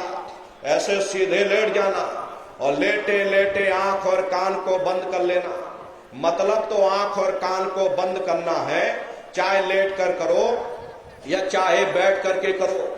यही कहा गया कि भाई आंख कान मुख बंद कराओ, अनहद झिंगा शब्द सुनाओ। यानी पहले अपने आंख को बंद करो, अपने मुख को बंद करो, ये दोनों उंगली कानों में डाल करके ये कानों को बंद कर लो और ऊंचे से ऊंचा ध्यान दे करके उस आवाज को सुनने की कोशिश करो। प्रेमी भाई बहनों, जब आप अपने कानों को बंद करके ऊंचा ध्यान दे करके सुनोगे तो आपको ऐसा अनुभव होगा कि कहीं सीटी जैसी आवाज हमारे कानों में बज रही। टी, इस तरह से सीटी जैसी आवाज शुरू में आप सभी को सुनाई पड़ेगी। अरे शाम को अपने अपने घरों में जाकर बैठिएगा, ये कानों को जरा बंद कर लेना और गौर से सुनिएगा तो सीटी जैसी आवाज आप सभी को सुनाई पड़ेगी। करना आपको कुछ नहीं है, लेटे हो चाहे बैठे हो, बस आप उस आवाज को सुनते रहना और सुनते सुनते उसी में लीन हो जाओ। जब आप उसमें लीन हो जाओगे तो कुछ समय बाद में दोबारा आपको अनुभव होगा कि कहीं बड़ी दूर से एक महीन आवाज, घंटे और शंख की आवाज हमारे कानों में बज रही। जैसे मंदिरों में घंटियां बजती हैं, टन टन टन, इसी तरह घंटे और शंख की आवाज आपको सुनाई पड़ेगी। प्रेमी भाई बहनों, उसी घंटे शंख की आवाज को महात्माओं ने शब्द कहा। अरे आपके धर्म पुस्तकों में लिखा है कि पोथी पढ़ पढ़ जगमुआ पंडित भया न कोई, 2.5 अक्षर प्रेम का पढ़े सो पंडित होए। दुनिया वाले कहते हैं कि 2.5 अक्षर का मतलब प्रेम है। अरे प्रेम नहीं है, प्रेम में तो मात्रा लगी हुई। यहां पर जिस 2.5 अक्षर का वर्णन उन महात्माओं ने किया वो है शब्द सा आदा बा और दा। उसी शब्द को महात्माओं ने नाम कहा। कलयुग केवल नाम अधारा, सुमेर सुमेर नर उतर ही पारा। कलयुग में केवल नाम का आधार है, वो नाम तुम्हारे अंदर दिन और रात धुनकारे दे रहा। तो उसी घंटे संग की आवाज को महात्माओं ने शब्द या नाम कहा। उसी को मुसलमान फकीरों ने कलमा कहा। उसी को ईसा मसीह साहब ने वर्ड या लागस कहकर याद किया। उसी को गुरु नानक साहब ने अनहद वाणी कहकर याद किया। चीन में जो महात्मा हुए उन्होंने इसको ताओ कहकर याद किया। उन अलग अलग महात्माओं ने अपनी अपनी भाषा में हम लोगों को समझाने की कोशिश की कि भाई वो घंटे संग की आवाज तुम्हारे सबके अंदर गूंज रही, वो आपको सुनाई पड़ेगी। लेकिन शुरुआती समय में आपको ऐसा मालूम पड़ेगा कि कहीं बड़ी दूर पर घंटियां बज रही, टन टन टन, लेकिन सुनाई हर एक को पड़ेगी। प्रेमी भाई बहनों, जब घंटे संग की आवाज आपको सुनाई पड़ने लग जाए तब आप सीटी की आवाज को छोड़ देना और घंटे संग की आवाज को पकड़ लेना, उसको आप सुनने लग जाना। जब आप उसको सुनने लग जाओगे तो सीटी की आवाज धीरे धीरे बंद हो जाएगी और घंटे संग की आवाज बढ़ने लग जाएगी। बढ़ते बढ़ते इस कदर बढ़ेगी कि आपके रोम रोम में घंटे और संग की आवाज गूंजने लग जाएगी। अरे बड़े घन घोर आवाज होती है, बड़े मधुर वो आवाज होती। ये जो दुनिया के संगीत आप सुनते हो, ये बाहर जो गाने बज रहे, ये बाहर के जो गाने आप सुनते हो, हरे नर नारियों, उस रूहानी संगीत के सामने ये दुनिया के संगीत कुछ नहीं है। जब आप उस रूहानी संगीत को सुनोगे इतना भारी आनंद आपके ऊपर छा जाएगा, इतनी खुशी आपको होगी, ऐसा नशा आपके ऊपर चढ़ जाएगा, इतना आप उस आवाज में खो जाओगे कि आप सारी दुनिया को भूल जाओगे। हरे प्रेमी भाई बहनों, शंकर भगवान को वही नशा चढ़ा था। शंकर भगवान कोई गांजा भांग नहीं पीते थे। ये तो हमने आपने शंकर भगवान को बदनाम कर दिया कि शंकर भगवान गांजा भांग पीते थे, चलो हम भी गांजा भांग पिएंगे। लेकिन नर नारियों, शंकर भगवान ने कभी गांजा भांग नहीं पिया। शंकर भगवान जिस नशे में लीन रहते थे वो नाम का नशा था, वो ध्यान का नशा था, वो भक्ति का नशा था। जब आप उस आवाज को सुनोगे आपको भी वो नशा चढ़ जाएगा, क्योंकि उस आवाज में चुंबक है। जब आप उस आवाज को सुनोगे तो वो आवाज आपको अपनी ओर खींचेगी, जैसे खिंचाव होता है। प्रेमी भाई बहनों, जब वो आवाज आपको अपनी ओर खींचेगी तो तुम्हारी जीवात्मा का प्रकाश 9 द्वारों से सिमट करके यहाँ 10वें द्वार पर एकाग्र हो जाएगा। अब ये 9 द्वार कौन कौन से हैं? देखो प्रेमी भाई बहनों, अच्छी तरह समझिएगा, ये बहुत बड़ा विज्ञान है। अरे जब दुनिया का विज्ञान समाप्त हो जाएगा तो ये विज्ञान प्रारंभ होगा। तो 9 दरवाजे कौन कौन से? 2 आंख, 2 कान, 2 नाक के सुराख, 1 मुंह और 2 मलमूत्र का रास्ता, ये शरीर के 9 दरवाजे हैं। सबसे पहला दरवाजा गुदा चक्र आता है। गुदा चक्र में गणेश जी वास करते। गणेश जी वहां के मालिक हैं। ये 4 दल का कवल है। यहाँ पर पृथ्वी तत्व पाया जाता, उसके ऊपर इंद्रिय चक्र आता। इंद्रिय चक्र में ब्रह्मा जी वास करते। ये 6 दल का कवल है। यहाँ पर जल तत्व पाया जाता, उसके ऊपर ये नाभि चक्र आता है। नाभि चक्र में विष्णु जी वास करते। ये 8 दल का कवल है। यहाँ पर अग्नि तत्व पाया जाता, उसके ऊपर ये हृदय चक्र आता। हृदय चक्र में शिव जी वास करते। ये 12 दल का कवल है। यहाँ पर वायु तत्व पाया जाता, अरे वास्तव वो ऊपरी मंडलों में करते, लेकिन उनका प्रकाश, उनकी किरणें इन चक्रों पर पड़ती है। उसी के ऊपर एक कंठ चक्र आता, यहाँ पर आद्या महाशक्ति की किरणें पड़ती। ये 16 दल का कवल है और आप सबसे ऊपर, तुम्हारी जीवात्मा सबसे ऊपर दोनों आंखों के मध्य भाग में बैठी है, जहां पर देवियां बिंदी लगाती हैं और पुरुष जहां टीका लगाते हैं। ये बिंदी और टीका यहां पर इसीलिए लगाया जाता क्योंकि यहां जीवात्मा बैठी है, उसका श्रृंगार किया जाता।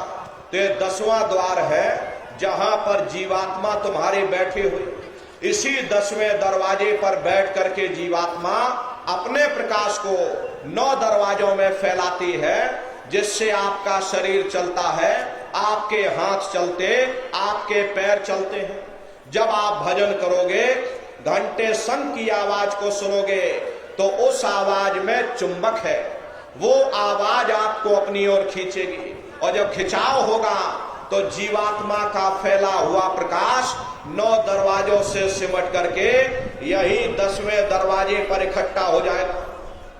और जैसे ही यहां पर इकट्ठा हुआ, तुरंत शब्द जीवात्मा को खींच करके इस शरीर से बाहर कर देगा। फिर आप अपनी आंखों से देखिएगा कि हमारा शरीर ये है और हम ये खड़े। आप अपने शरीर से अलग हो जाओगे। जैसे चिड़िया होती है, चिड़िया घोंसले से निकल करके आसमानों की उड़ान भरती है, शाम को फिर अपने घोंसले में आ जाती है। ऐसे ही तुम्हारी जीवात्मा इस शरीर रूपी घोंसले से निकल करके ब्रह्मांडों की सैर करेगी, देवी देवताओं के दर्शन करेगी और घूम करके फिर अपने शरीर रूपी घोंसले में वापस चली आएगी। हरे प्रेमी भाई बहनों, ये ब्रह्मा विष्णु महादेव जिनकी सारी दुनिया पूजा करती है, आप सभी लोग ब्रह्मा विष्णु महादेव की पूजा करते हो, लेकिन कभी आपने विचार नहीं किया भाई जिनकी हम पूजा कर रहे हैं, आखिर ये लोग हैं कौन, ये कहां पर रहते हैं, ये क्या काम करते हैं, हर इनके माँ बाप कौन है। तो जरा संक्षिप्त में आप लोग समझिएगा कि किन किन मंडलों को पार करते हुए तुम्हारी ये जीवात्मा अपने 5वें मंडल पर यानी कि सचखंड में पहुंचेगी।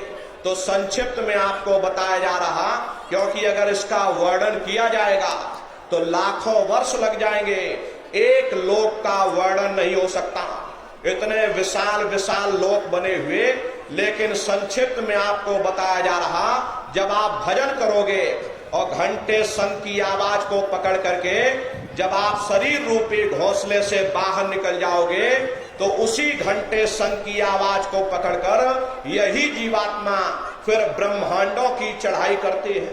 पलक झपकते यह जीवात्मा खरबों योजन ऊपर चली जाती है। ये सूरज चांद सितारों को पार करने के बाद सबसे पहले जो आपको लोक मिलेगा, उसे महात्माओं ने शिवलोक कहा।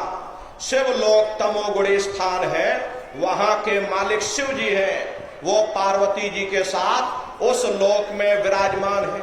शिव जी का दर्शन करने के बाद फिर जब आप ऊपर चढ़ोगे, उसी के ऊपर आपको ब्रह्मा जी का लोक मिलेगा।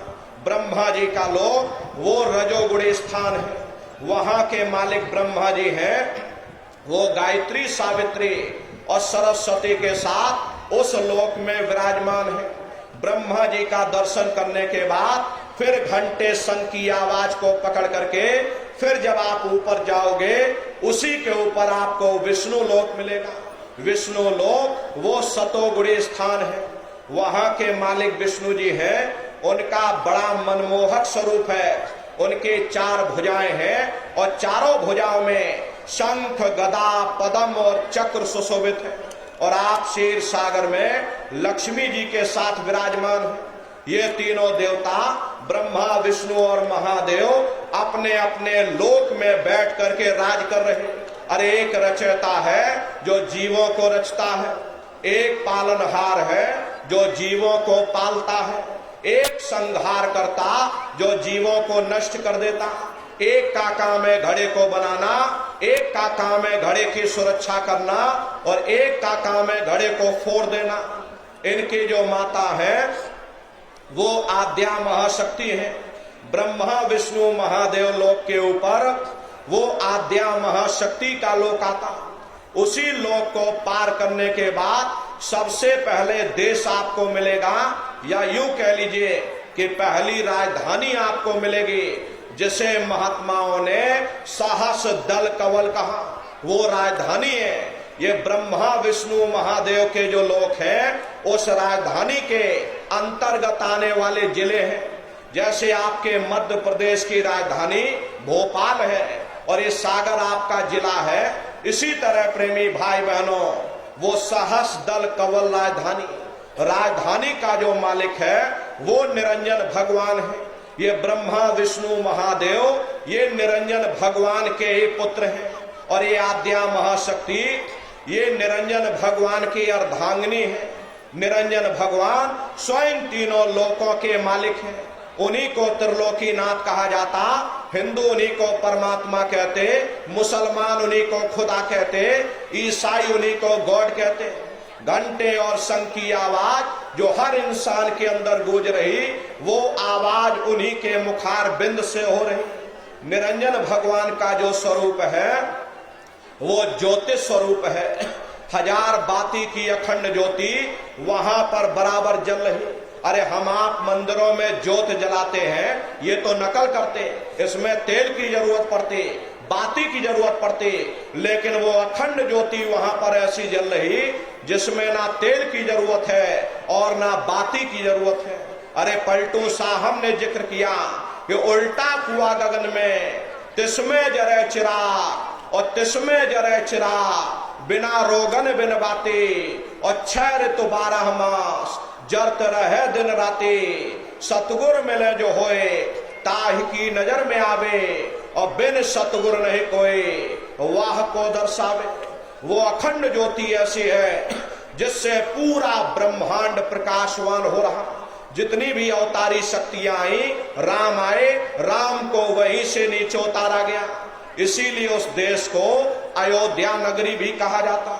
और जितने देवी देवता ब्रह्मा विष्णु महादेव आदि की उत्पत्ति वहीं से हुई। वहां के धनी का दर्शन करने के बाद फिर तुम्हारी ये जीवात्मा दूसरे मंडल के शब्द को पकड़ करके दूसरे मंडल की चढ़ाई करेगी। शाम तज श्वेत को गहना, सुरत को तान धुन सुनना, और बंक के द्वार धस बैठो और त्रिकुटी जाय कर लेना। उसी के ऊपर दूसरा देश आता है जिसे महात्माओं ने त्रिकुटी देश कहा। वहां के जो मालिक है वो ब्रह्म है। वहीं से मन और माया की उत्पत्ति हुई। वहीं से 3 गुण, रजोगुण तमोगुण सतोगुण, तीनों गुणों की उत्पत्ति वहीं से हुई। ये जो आपके वेद हैं, वेदों की भी उत्पत्ति उसी स्थान से हुई है। अरे महात्मा कहते हैं कि भाई त्रिकुटी महल में विद्या सारा, घन हर गरजे बजे नगारा और लाल वरण सूरज उजियारा। वहां पर 2 धुने, बादलों की गर्जन और मृदंग की आवाज उस लोक में गूंजती रहती है। जैसे पहले स्थान पर निरंजन भगवान के देश में घंटे और शंख की आवाज गूंजती है, ऐसे दूसरे मंडल पर यानी कि ब्रह्म के देश में बादलों की गर्जन और मृदंग वहां पर बजता रहता। ब्रह्म का जो स्वरूप है लाल वरण सूरज उजियारा। ये सूरज कुछ नहीं, ऐसे लाखों लाख सूर्य इकट्ठे करोगे तो वहां का एक सूर्य बनेगा। प्रेमी भाई बहनों, ब्रह्म का जो स्वरूप है वो सुबह के लाल सूर्य के समान है। इसीलिए वहां का पूरा ब्रह्मांड लाल है। जहां तक आपकी निगाह जाएगी ब्रह्म देश में चारों तरफ आपको लाल ही लाल नजर आएगा। महात्मा जब साधना करके वहां पहुंचे तभी महात्माओं ने लिख दिया कि लाली मेरे लाल की जित देखो त लाल, और लाली देखन में गए मैं भी हो गई लाल। वो पूरा ब्रह्मांड ही लाल है। जितने साधक वहां पहुंच जाते हैं उन सभी को योगेश्वर कहा जाता है। जैसे व्यास जी हुए, वशिष्ठ जी हुए, वाल्मीकि जी हुए, इन सब की पहुंच वहीं तक थी। इसीलिए कहा गया कि वाल्मीकि भय ब्रह्म समाना। जब इनकी जीवात्मा वहां पहुंची और जब इन्होंने ब्रह्म का दर्शन किया तो इनका स्वरूप भी ब्रह्म के समान यानी कि ब्रह्म स्वरूप हो गया। जितने साधक वहां पहुंच जाते उन सभी को योगेश्वर कहा जाता। योगेश्वर भगवान श्री कृष्ण उसी देश में वास करते। ये जो ब्रह्म देश है वो श्री कृष्ण भगवान का ही देश है और श्री कृष्ण भगवान वहीं पर रहते हैं। ये बाहर की जन्माष्टमी नहीं है जो आप लोग मनाते हो। अरे महात्माओं ने कहा था भाई सही मायने में तुम जन्माष्टमी कब मनाओगे? जब तुम्हारी ये जीवात्मा 5 तत्व जल पृथ्वी अग्नि वायु आकाश और 3 गुण रजोगुण तमोगुण सतोगुण 5 तत्व 3 गुणों से परे होकर के ब्रह्म देश में पहुंच करके जब कृष्ण भगवान का दर्शन कर लोगे तब सही मायने में जन्म अष्टमी मनाई जाएगी। वहां कृष्ण भगवान का दर्शन करने के बाद फिर तुम्हारी ये जीवात्मा तीसरे मंडल के शब्द को पकड़ करके तीसरे मंडल की चढ़ाई करेगी। अरे आगे पहुंची सुन झंकार ररंकार धुन सुनी पुकार, आगे श्वेत सुन्न है भाई और मान सरोवर पैठनाई। उसी के ऊपर तीसरा देश आता जिसे महात्माओं ने शून्य देश कहा, उसी को रारंग देश कहा जाता, उसी को अक्षर और नेति कहा जाता। वहां के जो मालिक है वो रारंग पुरुष यानी कि पार ब्रह्म पुरुष है। वहां किंगरी और सारंगी 2 धुनें उस लोक में गूंजती रहती और पार ब्रह्म पुरुष का जो स्वरूप है वो पूर्णमासी के चंद्रमा के समान बड़ा ही मनमोहक स्वरूप है। इसी स्थान पर प्रेमी भाई बहनों एक बहुत बड़ा अमृत का सरोवर बना जिसे महात्माओं ने मान सरोवर कहा। जब तुम्हारी ये जीवात्मा उस मान सरोवर में स्नान कर लेगी तो जन्म जन्मांतरों के मैले पाप कर्म साफ हो जाएंगे। अरे यहाँ के पानी से तुम्हारे कर्मों की सफाई नहीं होने वाली। ये बाहर का पानी तुम्हारे शरीर के मैल को धो सकता, लेकिन जो पापों का मैल है जो अंतःकरण में गंदगी जमा वो जब साफ होगी जब आप तीसरे मंडल पर पहुंच करके उस गंगा में डुबकी लगाओगे। उसमें स्नान करने के बाद ये जीवात्मा हंस रूप हो जाते हैं। हंसन मिले हंसा हो जाई मिले जो अमी हरा है। जीवात्मा का खुद का प्रकाश उस अमृत के सरोवर में स्नान करने के बाद 16 सूर्य के बराबर हो जाता। तो फिर यही जीवात्मा चौथे मंडल के शब्द को पकड़ करके चौथे मंडल की चढ़ाई करती। 2 पर्वत के संग निहारो और भंवर गुफाते संत पुकारो। 2 पर्वतों को पार करने के बाद वो बड़ा सुंदर देश आता जिसे महात्माओं ने भंवर गुफा कहा। वहां के जो मालिक है वो सोहंग पुरुष है। वहां बंसी यानी मुरली की मधुर ध्वनियां सदा उस लोक में उच्चारण होती रहती और सोहंग पुरुष का जो स्वरूप है वो दोपहर के सूर्य के समान महाप्रकाशवान स्वरूप है। अरे स्वरूप में अंतर है। पहले स्थान पर निरंजन भगवान का जो स्वरूप है वो ज्योतिष स्वरूप है। दूसरे स्थान पर ब्रह्म का जो स्वरूप है वो सुबह के लाल सूर्य के समान है। तीसरे स्थान पर पार ब्रह्म का जो स्वरूप है वो पूर्णमासी के चंद्रमा के समान है। चौथे स्थान पर सोहंग पुरुष का जो स्वरूप है वो दोपहर के सूर्य के समान महाप्रकाशवान स्वरूप है। वहां के धनी का दर्शन करने के बाद ताके परे धाम सतनामा और 3 बजे सतलोक ठिकाना। सोहंग देश के ऊपर वो 5वां देश आता है जिसे महात्माओं ने सचखंड देश कहा। वो सचखंड देश अजर अमर अविनाशी सदा एक रस रहने वाला देश है। वहां न काल है न कर्म है न दुख है न संताप है न पुण्य है न पाप है। जो जीवात्माएं वहां पहुंच जाती हमेशा के लिए जन्म मरण के बंधनों से आजाद हो जाती। वहां के जो मालिक है वो सतपुरुष भगवान है जिनके रोम रोम में खरबों खरब सूरज चांद सितारे प्रकाशवान। वही हमारे आपके सच्चे मालिक है, वही हमारे आपके सच्चे पिता है। हमको आपको वहीं से नीचे उतारा गया, फिर शब्द को पकड़ करके शब्द शब्द पौड़ी पर चढ़कर और पहुंचो सचखंड सतनाम। शब्द की सीढ़ी हर मंजिल पर लगा रखी। आपने भजन किया, घंटे संग की आवाज को पकड़ा, तो आप पहले स्थान पर पहुंच जाओगे। मान लो प्रेमी भाई बहनों, हम लोग किसी जंगल में खो गए और चारों तरफ अंधेरा ही अंधेरा हो, कोई रास्ता नजर ना आ रहा हो, तो हम किसी टापू या पहाड़ पर चढ़ करके वहीं से आवाज लगाते कि भाई कोई हमारी आवाज को सुन रहा हो तो कृपया करके हमको रास्ता बताओ। मान लो किसी व्यक्ति ने आपकी आवाज को सुना और उसने आपको आवाज दी कि भाई हम तुमको ये आवाज दे रहे, तुम इस आवाज को पकड़ करके तुम हम तक पहुंच जाओ, तो भले ही हमें दिखाई ना पड़े, लेकिन पहले हम उसकी आवाज को सुनेंगे कि वो आवाज पूरब से आ रही या पश्चिम से आ रही। फिर उस आवाज को पकड़ करके हम उसी जगह पहुंच जाएंगे जहां वो व्यक्ति आवाज दे रहा। ठीक उसी प्रकार से इस हरि मंदिर के अंदर वो परमात्मा आवाज दे रहा, इस कुदरती काबे के अंदर वो खुदा आवाज दे रहा। जब तुम्हारी ये जीवात्मा, तुम्हारी ये रूह उस आवाज को सुनेगी, उस आवाज को पकड़ करके ये जीवात्मा वहीं पहुंच जाएगी जहां वो परमात्मा बैठ करके आवाज दे रहा। तो शब्द शब्द पौड़ी पर चढ़कर और पहुंचो सचखंड सतनाम। शब्द की सीढ़ी हर मंजिल पर लगा रखी। आपने भजन किया, घंटे संग की आवाज को पकड़ा, तो आप पहले स्थान पर पहुंच जाओगे। वहीं पर आपको दूसरे मंडल का शब्द सुनाई पड़ेगा, उसे आप पकड़ लोगे तो दूसरे मंडल पर चढ़ जाओगे। ऐसे शब्द दर शब्द, मंजिल दर मंजिल ये जीवात्मा अपने देश सचखंड में पहुंच जाते। तो शब्द कब पकड़ में आएगा? जब आप भजन करोगे। और भजन कैसे किया जाएगा?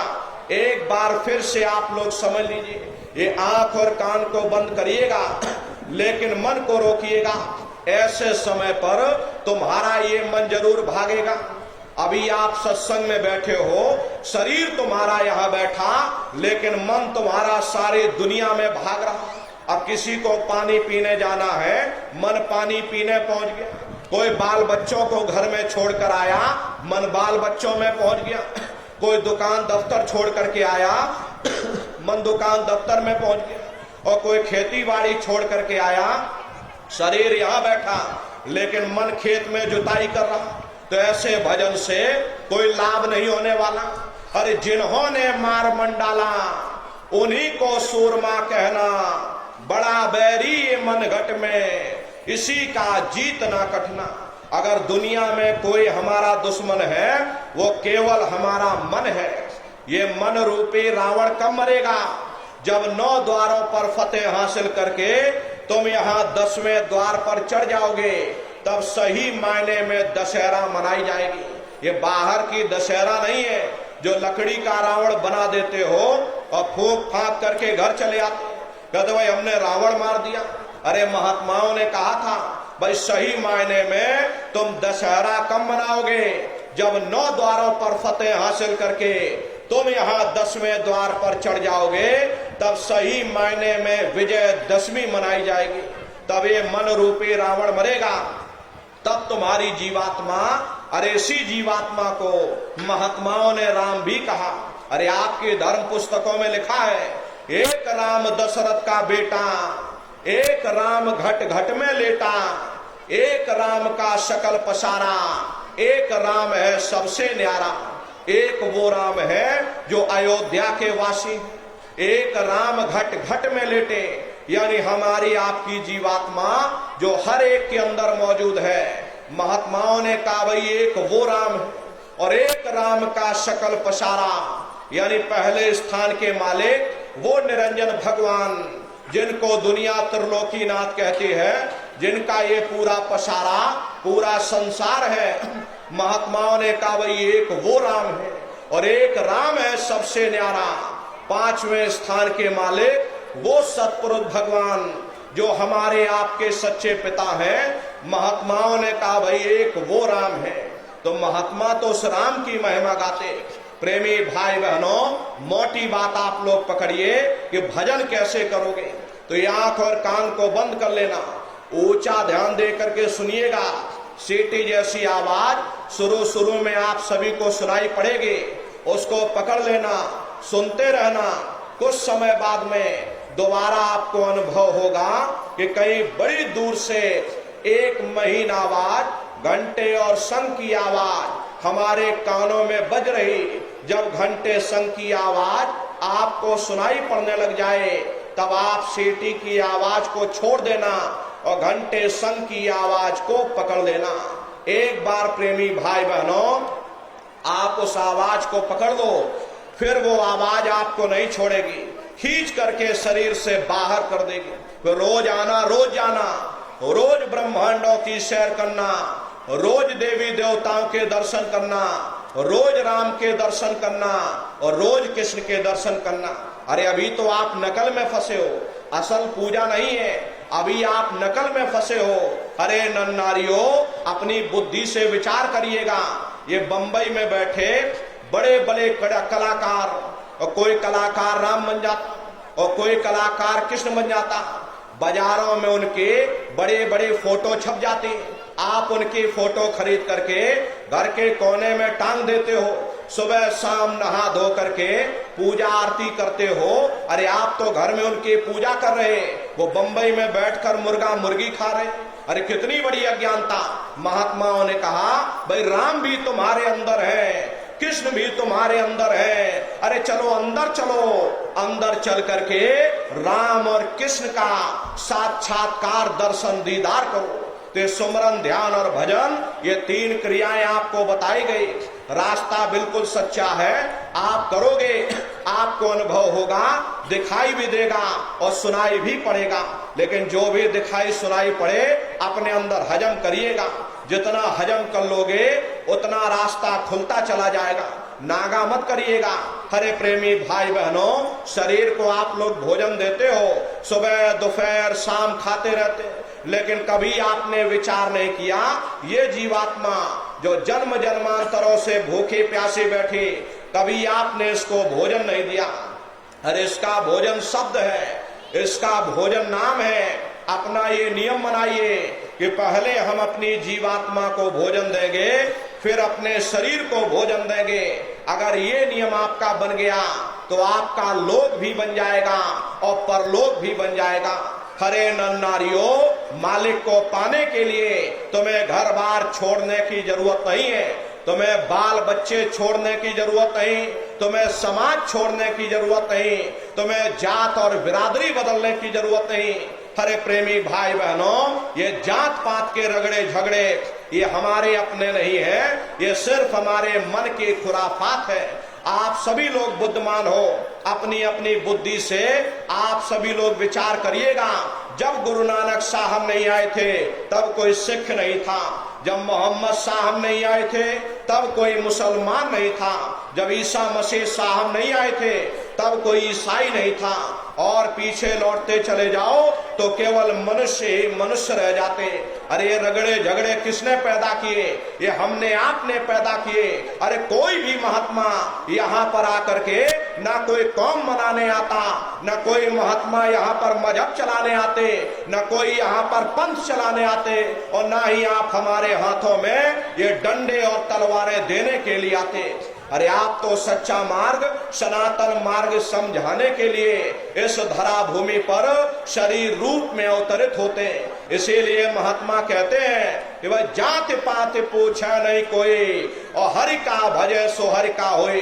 लोग यहाँ जात पात बनाते बनाते मर गए, लेकिन ऐ नन्नारियों, जब तुम्हारी ये जीवात्मा इस मनुष्य रूपी चोले को छोड़ करके ऊपर धर्मराज की कचहरी में पहुंचेगी, वहां न तुमसे ये पूछा जाएगा कि तुम किस जाति के हो, तुम किस कौम के हो, तुम किस मजहब के हो, तुम हिंदू हो या मुसलमान हो, तुम हिंदुस्तान से आए हो या तुम पाकिस्तान से आए हो। अरे वहां तुम्हारे कर्म देखे जाएंगे, भक्ति भाव देखा जाएगा, मालिक से मिलने का प्रेम और प्यार देखा जाएगा। इसीलिए महात्मा समझाते हैं, भाई मालिक को पाने के लिए तुम्हें जात बिरादरी बदलने की जरूरत नहीं है, तुम्हें समाज छोड़ने की जरूरत नहीं है, तुम्हें बाल बच्चे छोड़ने की जरूरत नहीं है, तुम्हें जंगलों पहाड़ों में भटकने की जरूरत नहीं है, तुम्हें साधु सन्यासी और बाबा बनने की जरूरत नहीं। अरे भाई तुम अपने अपने घर परिवार में रहो, अपने अपने बाल बच्चों के साथ रहो, मेहनत और ईमानदारी से काम करो और 24 घंटे में घंटा 2 घंटा अपनी जीवात्मा के कल्याण के लिए सुरत शब्द नाम की कमाई यानी कि सुमरन ध्यान और भजन करिएगा। हरे नर नारियों, यही दौलत तुम्हारे काम आएगी, बाकी सब यही पड़ा रह जाएगा। अरे बड़े बड़े राजे महाराजे आए, सारे जिंदगी उन्होंने ये किला बनाते बनाते गुजार दिया। आज उनके किलों को जाकर देखो, आज खंडहर बने पड़े हुए। विश्व विजेता सिकंदर सारी दुनिया पर राज करने का ख्वाब देखता था, वो भी मुट्ठी खोल करके चला गया। कोई क्या साथ लेकर जाएगा?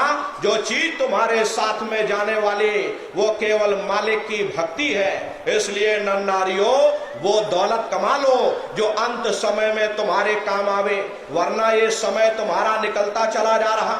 ये 100 की पूंजी दिन प्रतिदिन कम होती चली जा रही।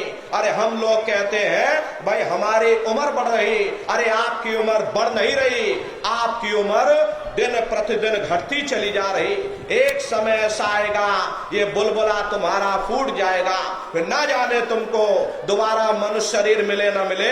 अरे तुम भटकते रह जाओगे नरक और 84 में। इसलिए प्रेमी भाई बहनों, अहो भाग्य है आपका, आपको ये मनुष्य शरीर मिल गया। इस मानव मंदिर में बैठ करके वो आत्मधन कमा लो, वो रूहानी खजाना कमा लो, जिससे तुम्हारी जीवात्मा का कल्याण हो जावे। तो सुमरन ध्यान और भजन बराबर आप लोग करते रहिएगा। और देखो प्रेमी भाई बहनों, सभी लोग शाकाहारी रहिएगा, क्योंकि हमारे गुरु महाराज ने शाकाहार पर विशेष जोर दिया। गुरु महाराज हमारे कहते थे, ए बच्चे बच्चियों, तुम लोग शाकाहारी रहना, शाकाहार का प्रचार करते रहना, इसी से देश और दुनिया में भारी परिवर्तन होगा। हरे नर नारियों, परिवर्तन कोई कानून बनाने से नहीं होता, परिवर्तन कोई आंदोलन करने से नहीं होता, परिवर्तन कोई तोड़फोड़ करने से नहीं होता। परिवर्तन तब होता है जब लोगों के विचार बदलते हैं, लोगों की भावनाएं बदलती हैं। विचार जब बदलेंगे जब लोगों का खान पान शुद्ध होगा। अरे देसी कहावत है, जैसा खाए अन्न वैसा होए मन। जब इंसान पशुव्रती भोजन करेगा उसकी बुद्धि स्वतः ही पशुओं जैसी हो जाएगी, सोच विचार उसका चिंतन स्वतः ही पशुओं जैसा हो जाएगा। फिर जिस शराब के नशे में माँ बहन बेटे की पहचान खत्म हो जाए, उस शराब को पी करके यह कैसे पता चलेगा कि क्या अच्छा और क्या बुरा है। यही कारण है कि आज घर समाज में ये दुनिया भर के अत्याचार और दुनिया भर के व्यभिचार फैले हुए। अरे हम लोग मंदिर बनवाते हैं, उन मंदिरों में नहा धो करके जाते, कहते भाई परमात्मा के रहने की जगह है, हमको नहा धो करके जाना चाहिए, फूल अगरबत्ती ले जाना चाहिए। कोई उन मंदिरों में कूड़ा कचरा नहीं डालता। अगर कूड़ा कचरा डालोगे तो आपस में लाठियां चल जाएंगी। फिर ये जो हरि मंदिर है, ये पंच भौतिक शरीर जिसे महात्माओं ने हरि मंदिर कहा, अरे इसमें तुम हाड़ मांस के लोथड़े डालते हो, इसमें तुम शराब के कतरे डालते हो, अपने बनाए हुए ईंट गारे के मंदिर के तुम कद्र करोगे और परमात्मा के बनाए हुए इस हरि मंदिर को तुमने जीते जी कब्रिस्तान बना दिया तो सख्त सजा मिलेगी।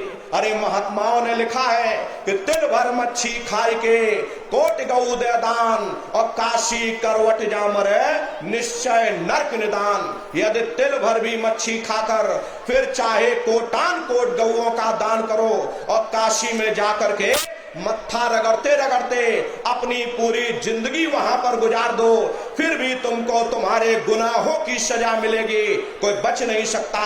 क्योंकि ये कर्म भूमि है, यहाँ तुम जैसा कर्म करोगे वैसा ही फल तुमको मिलेगा। देखिए इस कर्म भूमि पर कृष्ण भगवान तक नहीं बच पाए, उस समय बाली को छिप करके बाण मारा, वही बाली कृष्ण अवतार में बहेलिया बन करके आ गया। कृष्ण भगवान के पैरों में पद्म चमकता था। हिरण की आंख समझ करके और बहेलिए ने निशाना मार दिया। जब पास में आकर के देखा कृष्ण भगवान थे, अफसोस करने लगे, लेकिन कृष्ण भगवान ने उसको समझाया, इसमें तुम्हारा कोई दोष नहीं, उस समय हमने तुमको मारा, आज तुमने हमको मार दिया, हमारा तुम्हारा अदला बदला पूरा हो गया। कर्म प्रधान विश्व रच राखा, जो जस करे सो तस फल चाखा। ये कर्मों का ऐसा देश है, यहाँ तुम जैसे बीज बोगे वैसी ही फसल काटोगे। इसलिए प्रेमी भाई बहनों, आप सभी लोग शाकाहारी रहिएगा। शाकाहार का प्रचार अपने अपने क्षेत्रों में बराबर आप लोग करते रहना। अरे धर्म का प्रचार है, अरे नर नारियों सतयुग कैसे आएगा, राम राज कैसे आएगा। राम राज कोई भाषण देने से नहीं आने वाला। राम राज जब आएगा जब आप लोग धर्म का प्रचार करोगे, और धर्म का प्रचार करने की जिम्मेदारी हम सभी प्रेमी भाई बहनों की है, क्योंकि हम सभी लोग अपने गुरु के जलाए हुए चिराग हैं। अगर एक एक चिराग एक एक गांव में पहुंच जाएगा, ये पूरा गांव प्रकाशवान हो जाएगा, ये पूरा समाज प्रकाशवान हो जाएगा।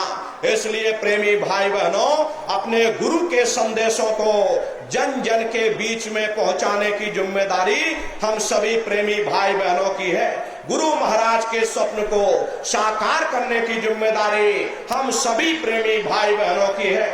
गुरु महाराज कह करके गए कि बच्चा गांव गांव में तुम भजन केंद्र की स्थापना करो, गांव गांव के लोग भजन करने लग जाएं, गांव गांव में सत्संग होने लग जाए, गांव गांव के लोग शाकाहारी हो जाएं, गांव गांव के लोग सदाचारी बन जाएं, आंखों में माँ बहन बेटी की पहचान कायम हो जाए।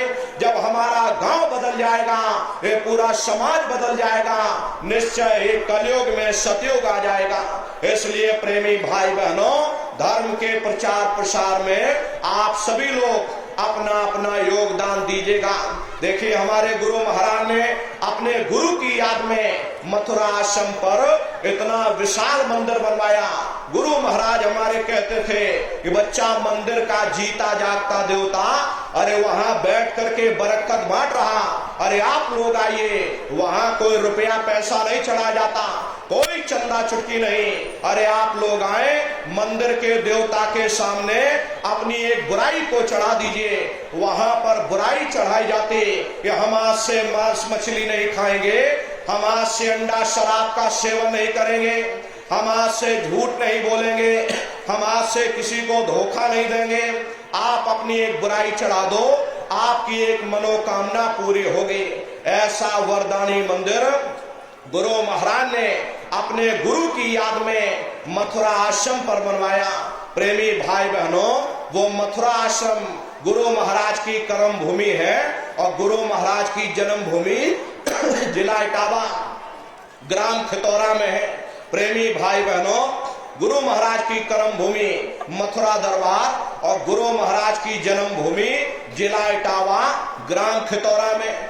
जैसा भव्य मंदिर गुरु महाराज की कर्म भूमि पर यानी मथुरा दरबार में बना हुआ, उसी तरह से भव्य मंदिर गुरु महाराज की जन्म भूमि पर बन करके तैयार हो चुका। अरे प्रेमी भाई बहनों, दसियों साल लग गए, लेकिन दया से धीरे धीरे ये काम चलता रहा और आज गुरु महाराज की जन्म भूमि पर भव्य मंदिर बन करके तैयार हो चुका। अरे आप लोग आइएगा, अपनी आंखों से गुरु महाराज के कर्म भूमि और गुरु महाराज की जन्म भूमि पर दर्शन दीदार लाभ प्राप्त करिएगा। प्रेमी भाई बहनों, देखिए होली का कार्यक्रम प्रेमी भाई बहनों 7, 8, 9 मार्च ये 3 दिवसीय होली का कार्यक्रम मथुरा आश्रम पर मनाया जाएगा। तारीख आप लोग याद रखिएगा, 7, 8 और 9 मार्च ये 3 दिन का होली का कार्यक्रम मथुरा में होगा। आप सभी प्रेमी भाई बहन पधारिएगा। प्रेमी भाई बहनों, दसियों लाख की संख्या में देश के कोने कोने से गुरु महाराज के कर्म भूमि पर लोग प्रेमी भाई बहन पधारते हैं। अपना बहुत बड़ा आश्रम है, करीब करीब 10 किलोमीटर के व्यास में अपना आश्रम बना हुआ।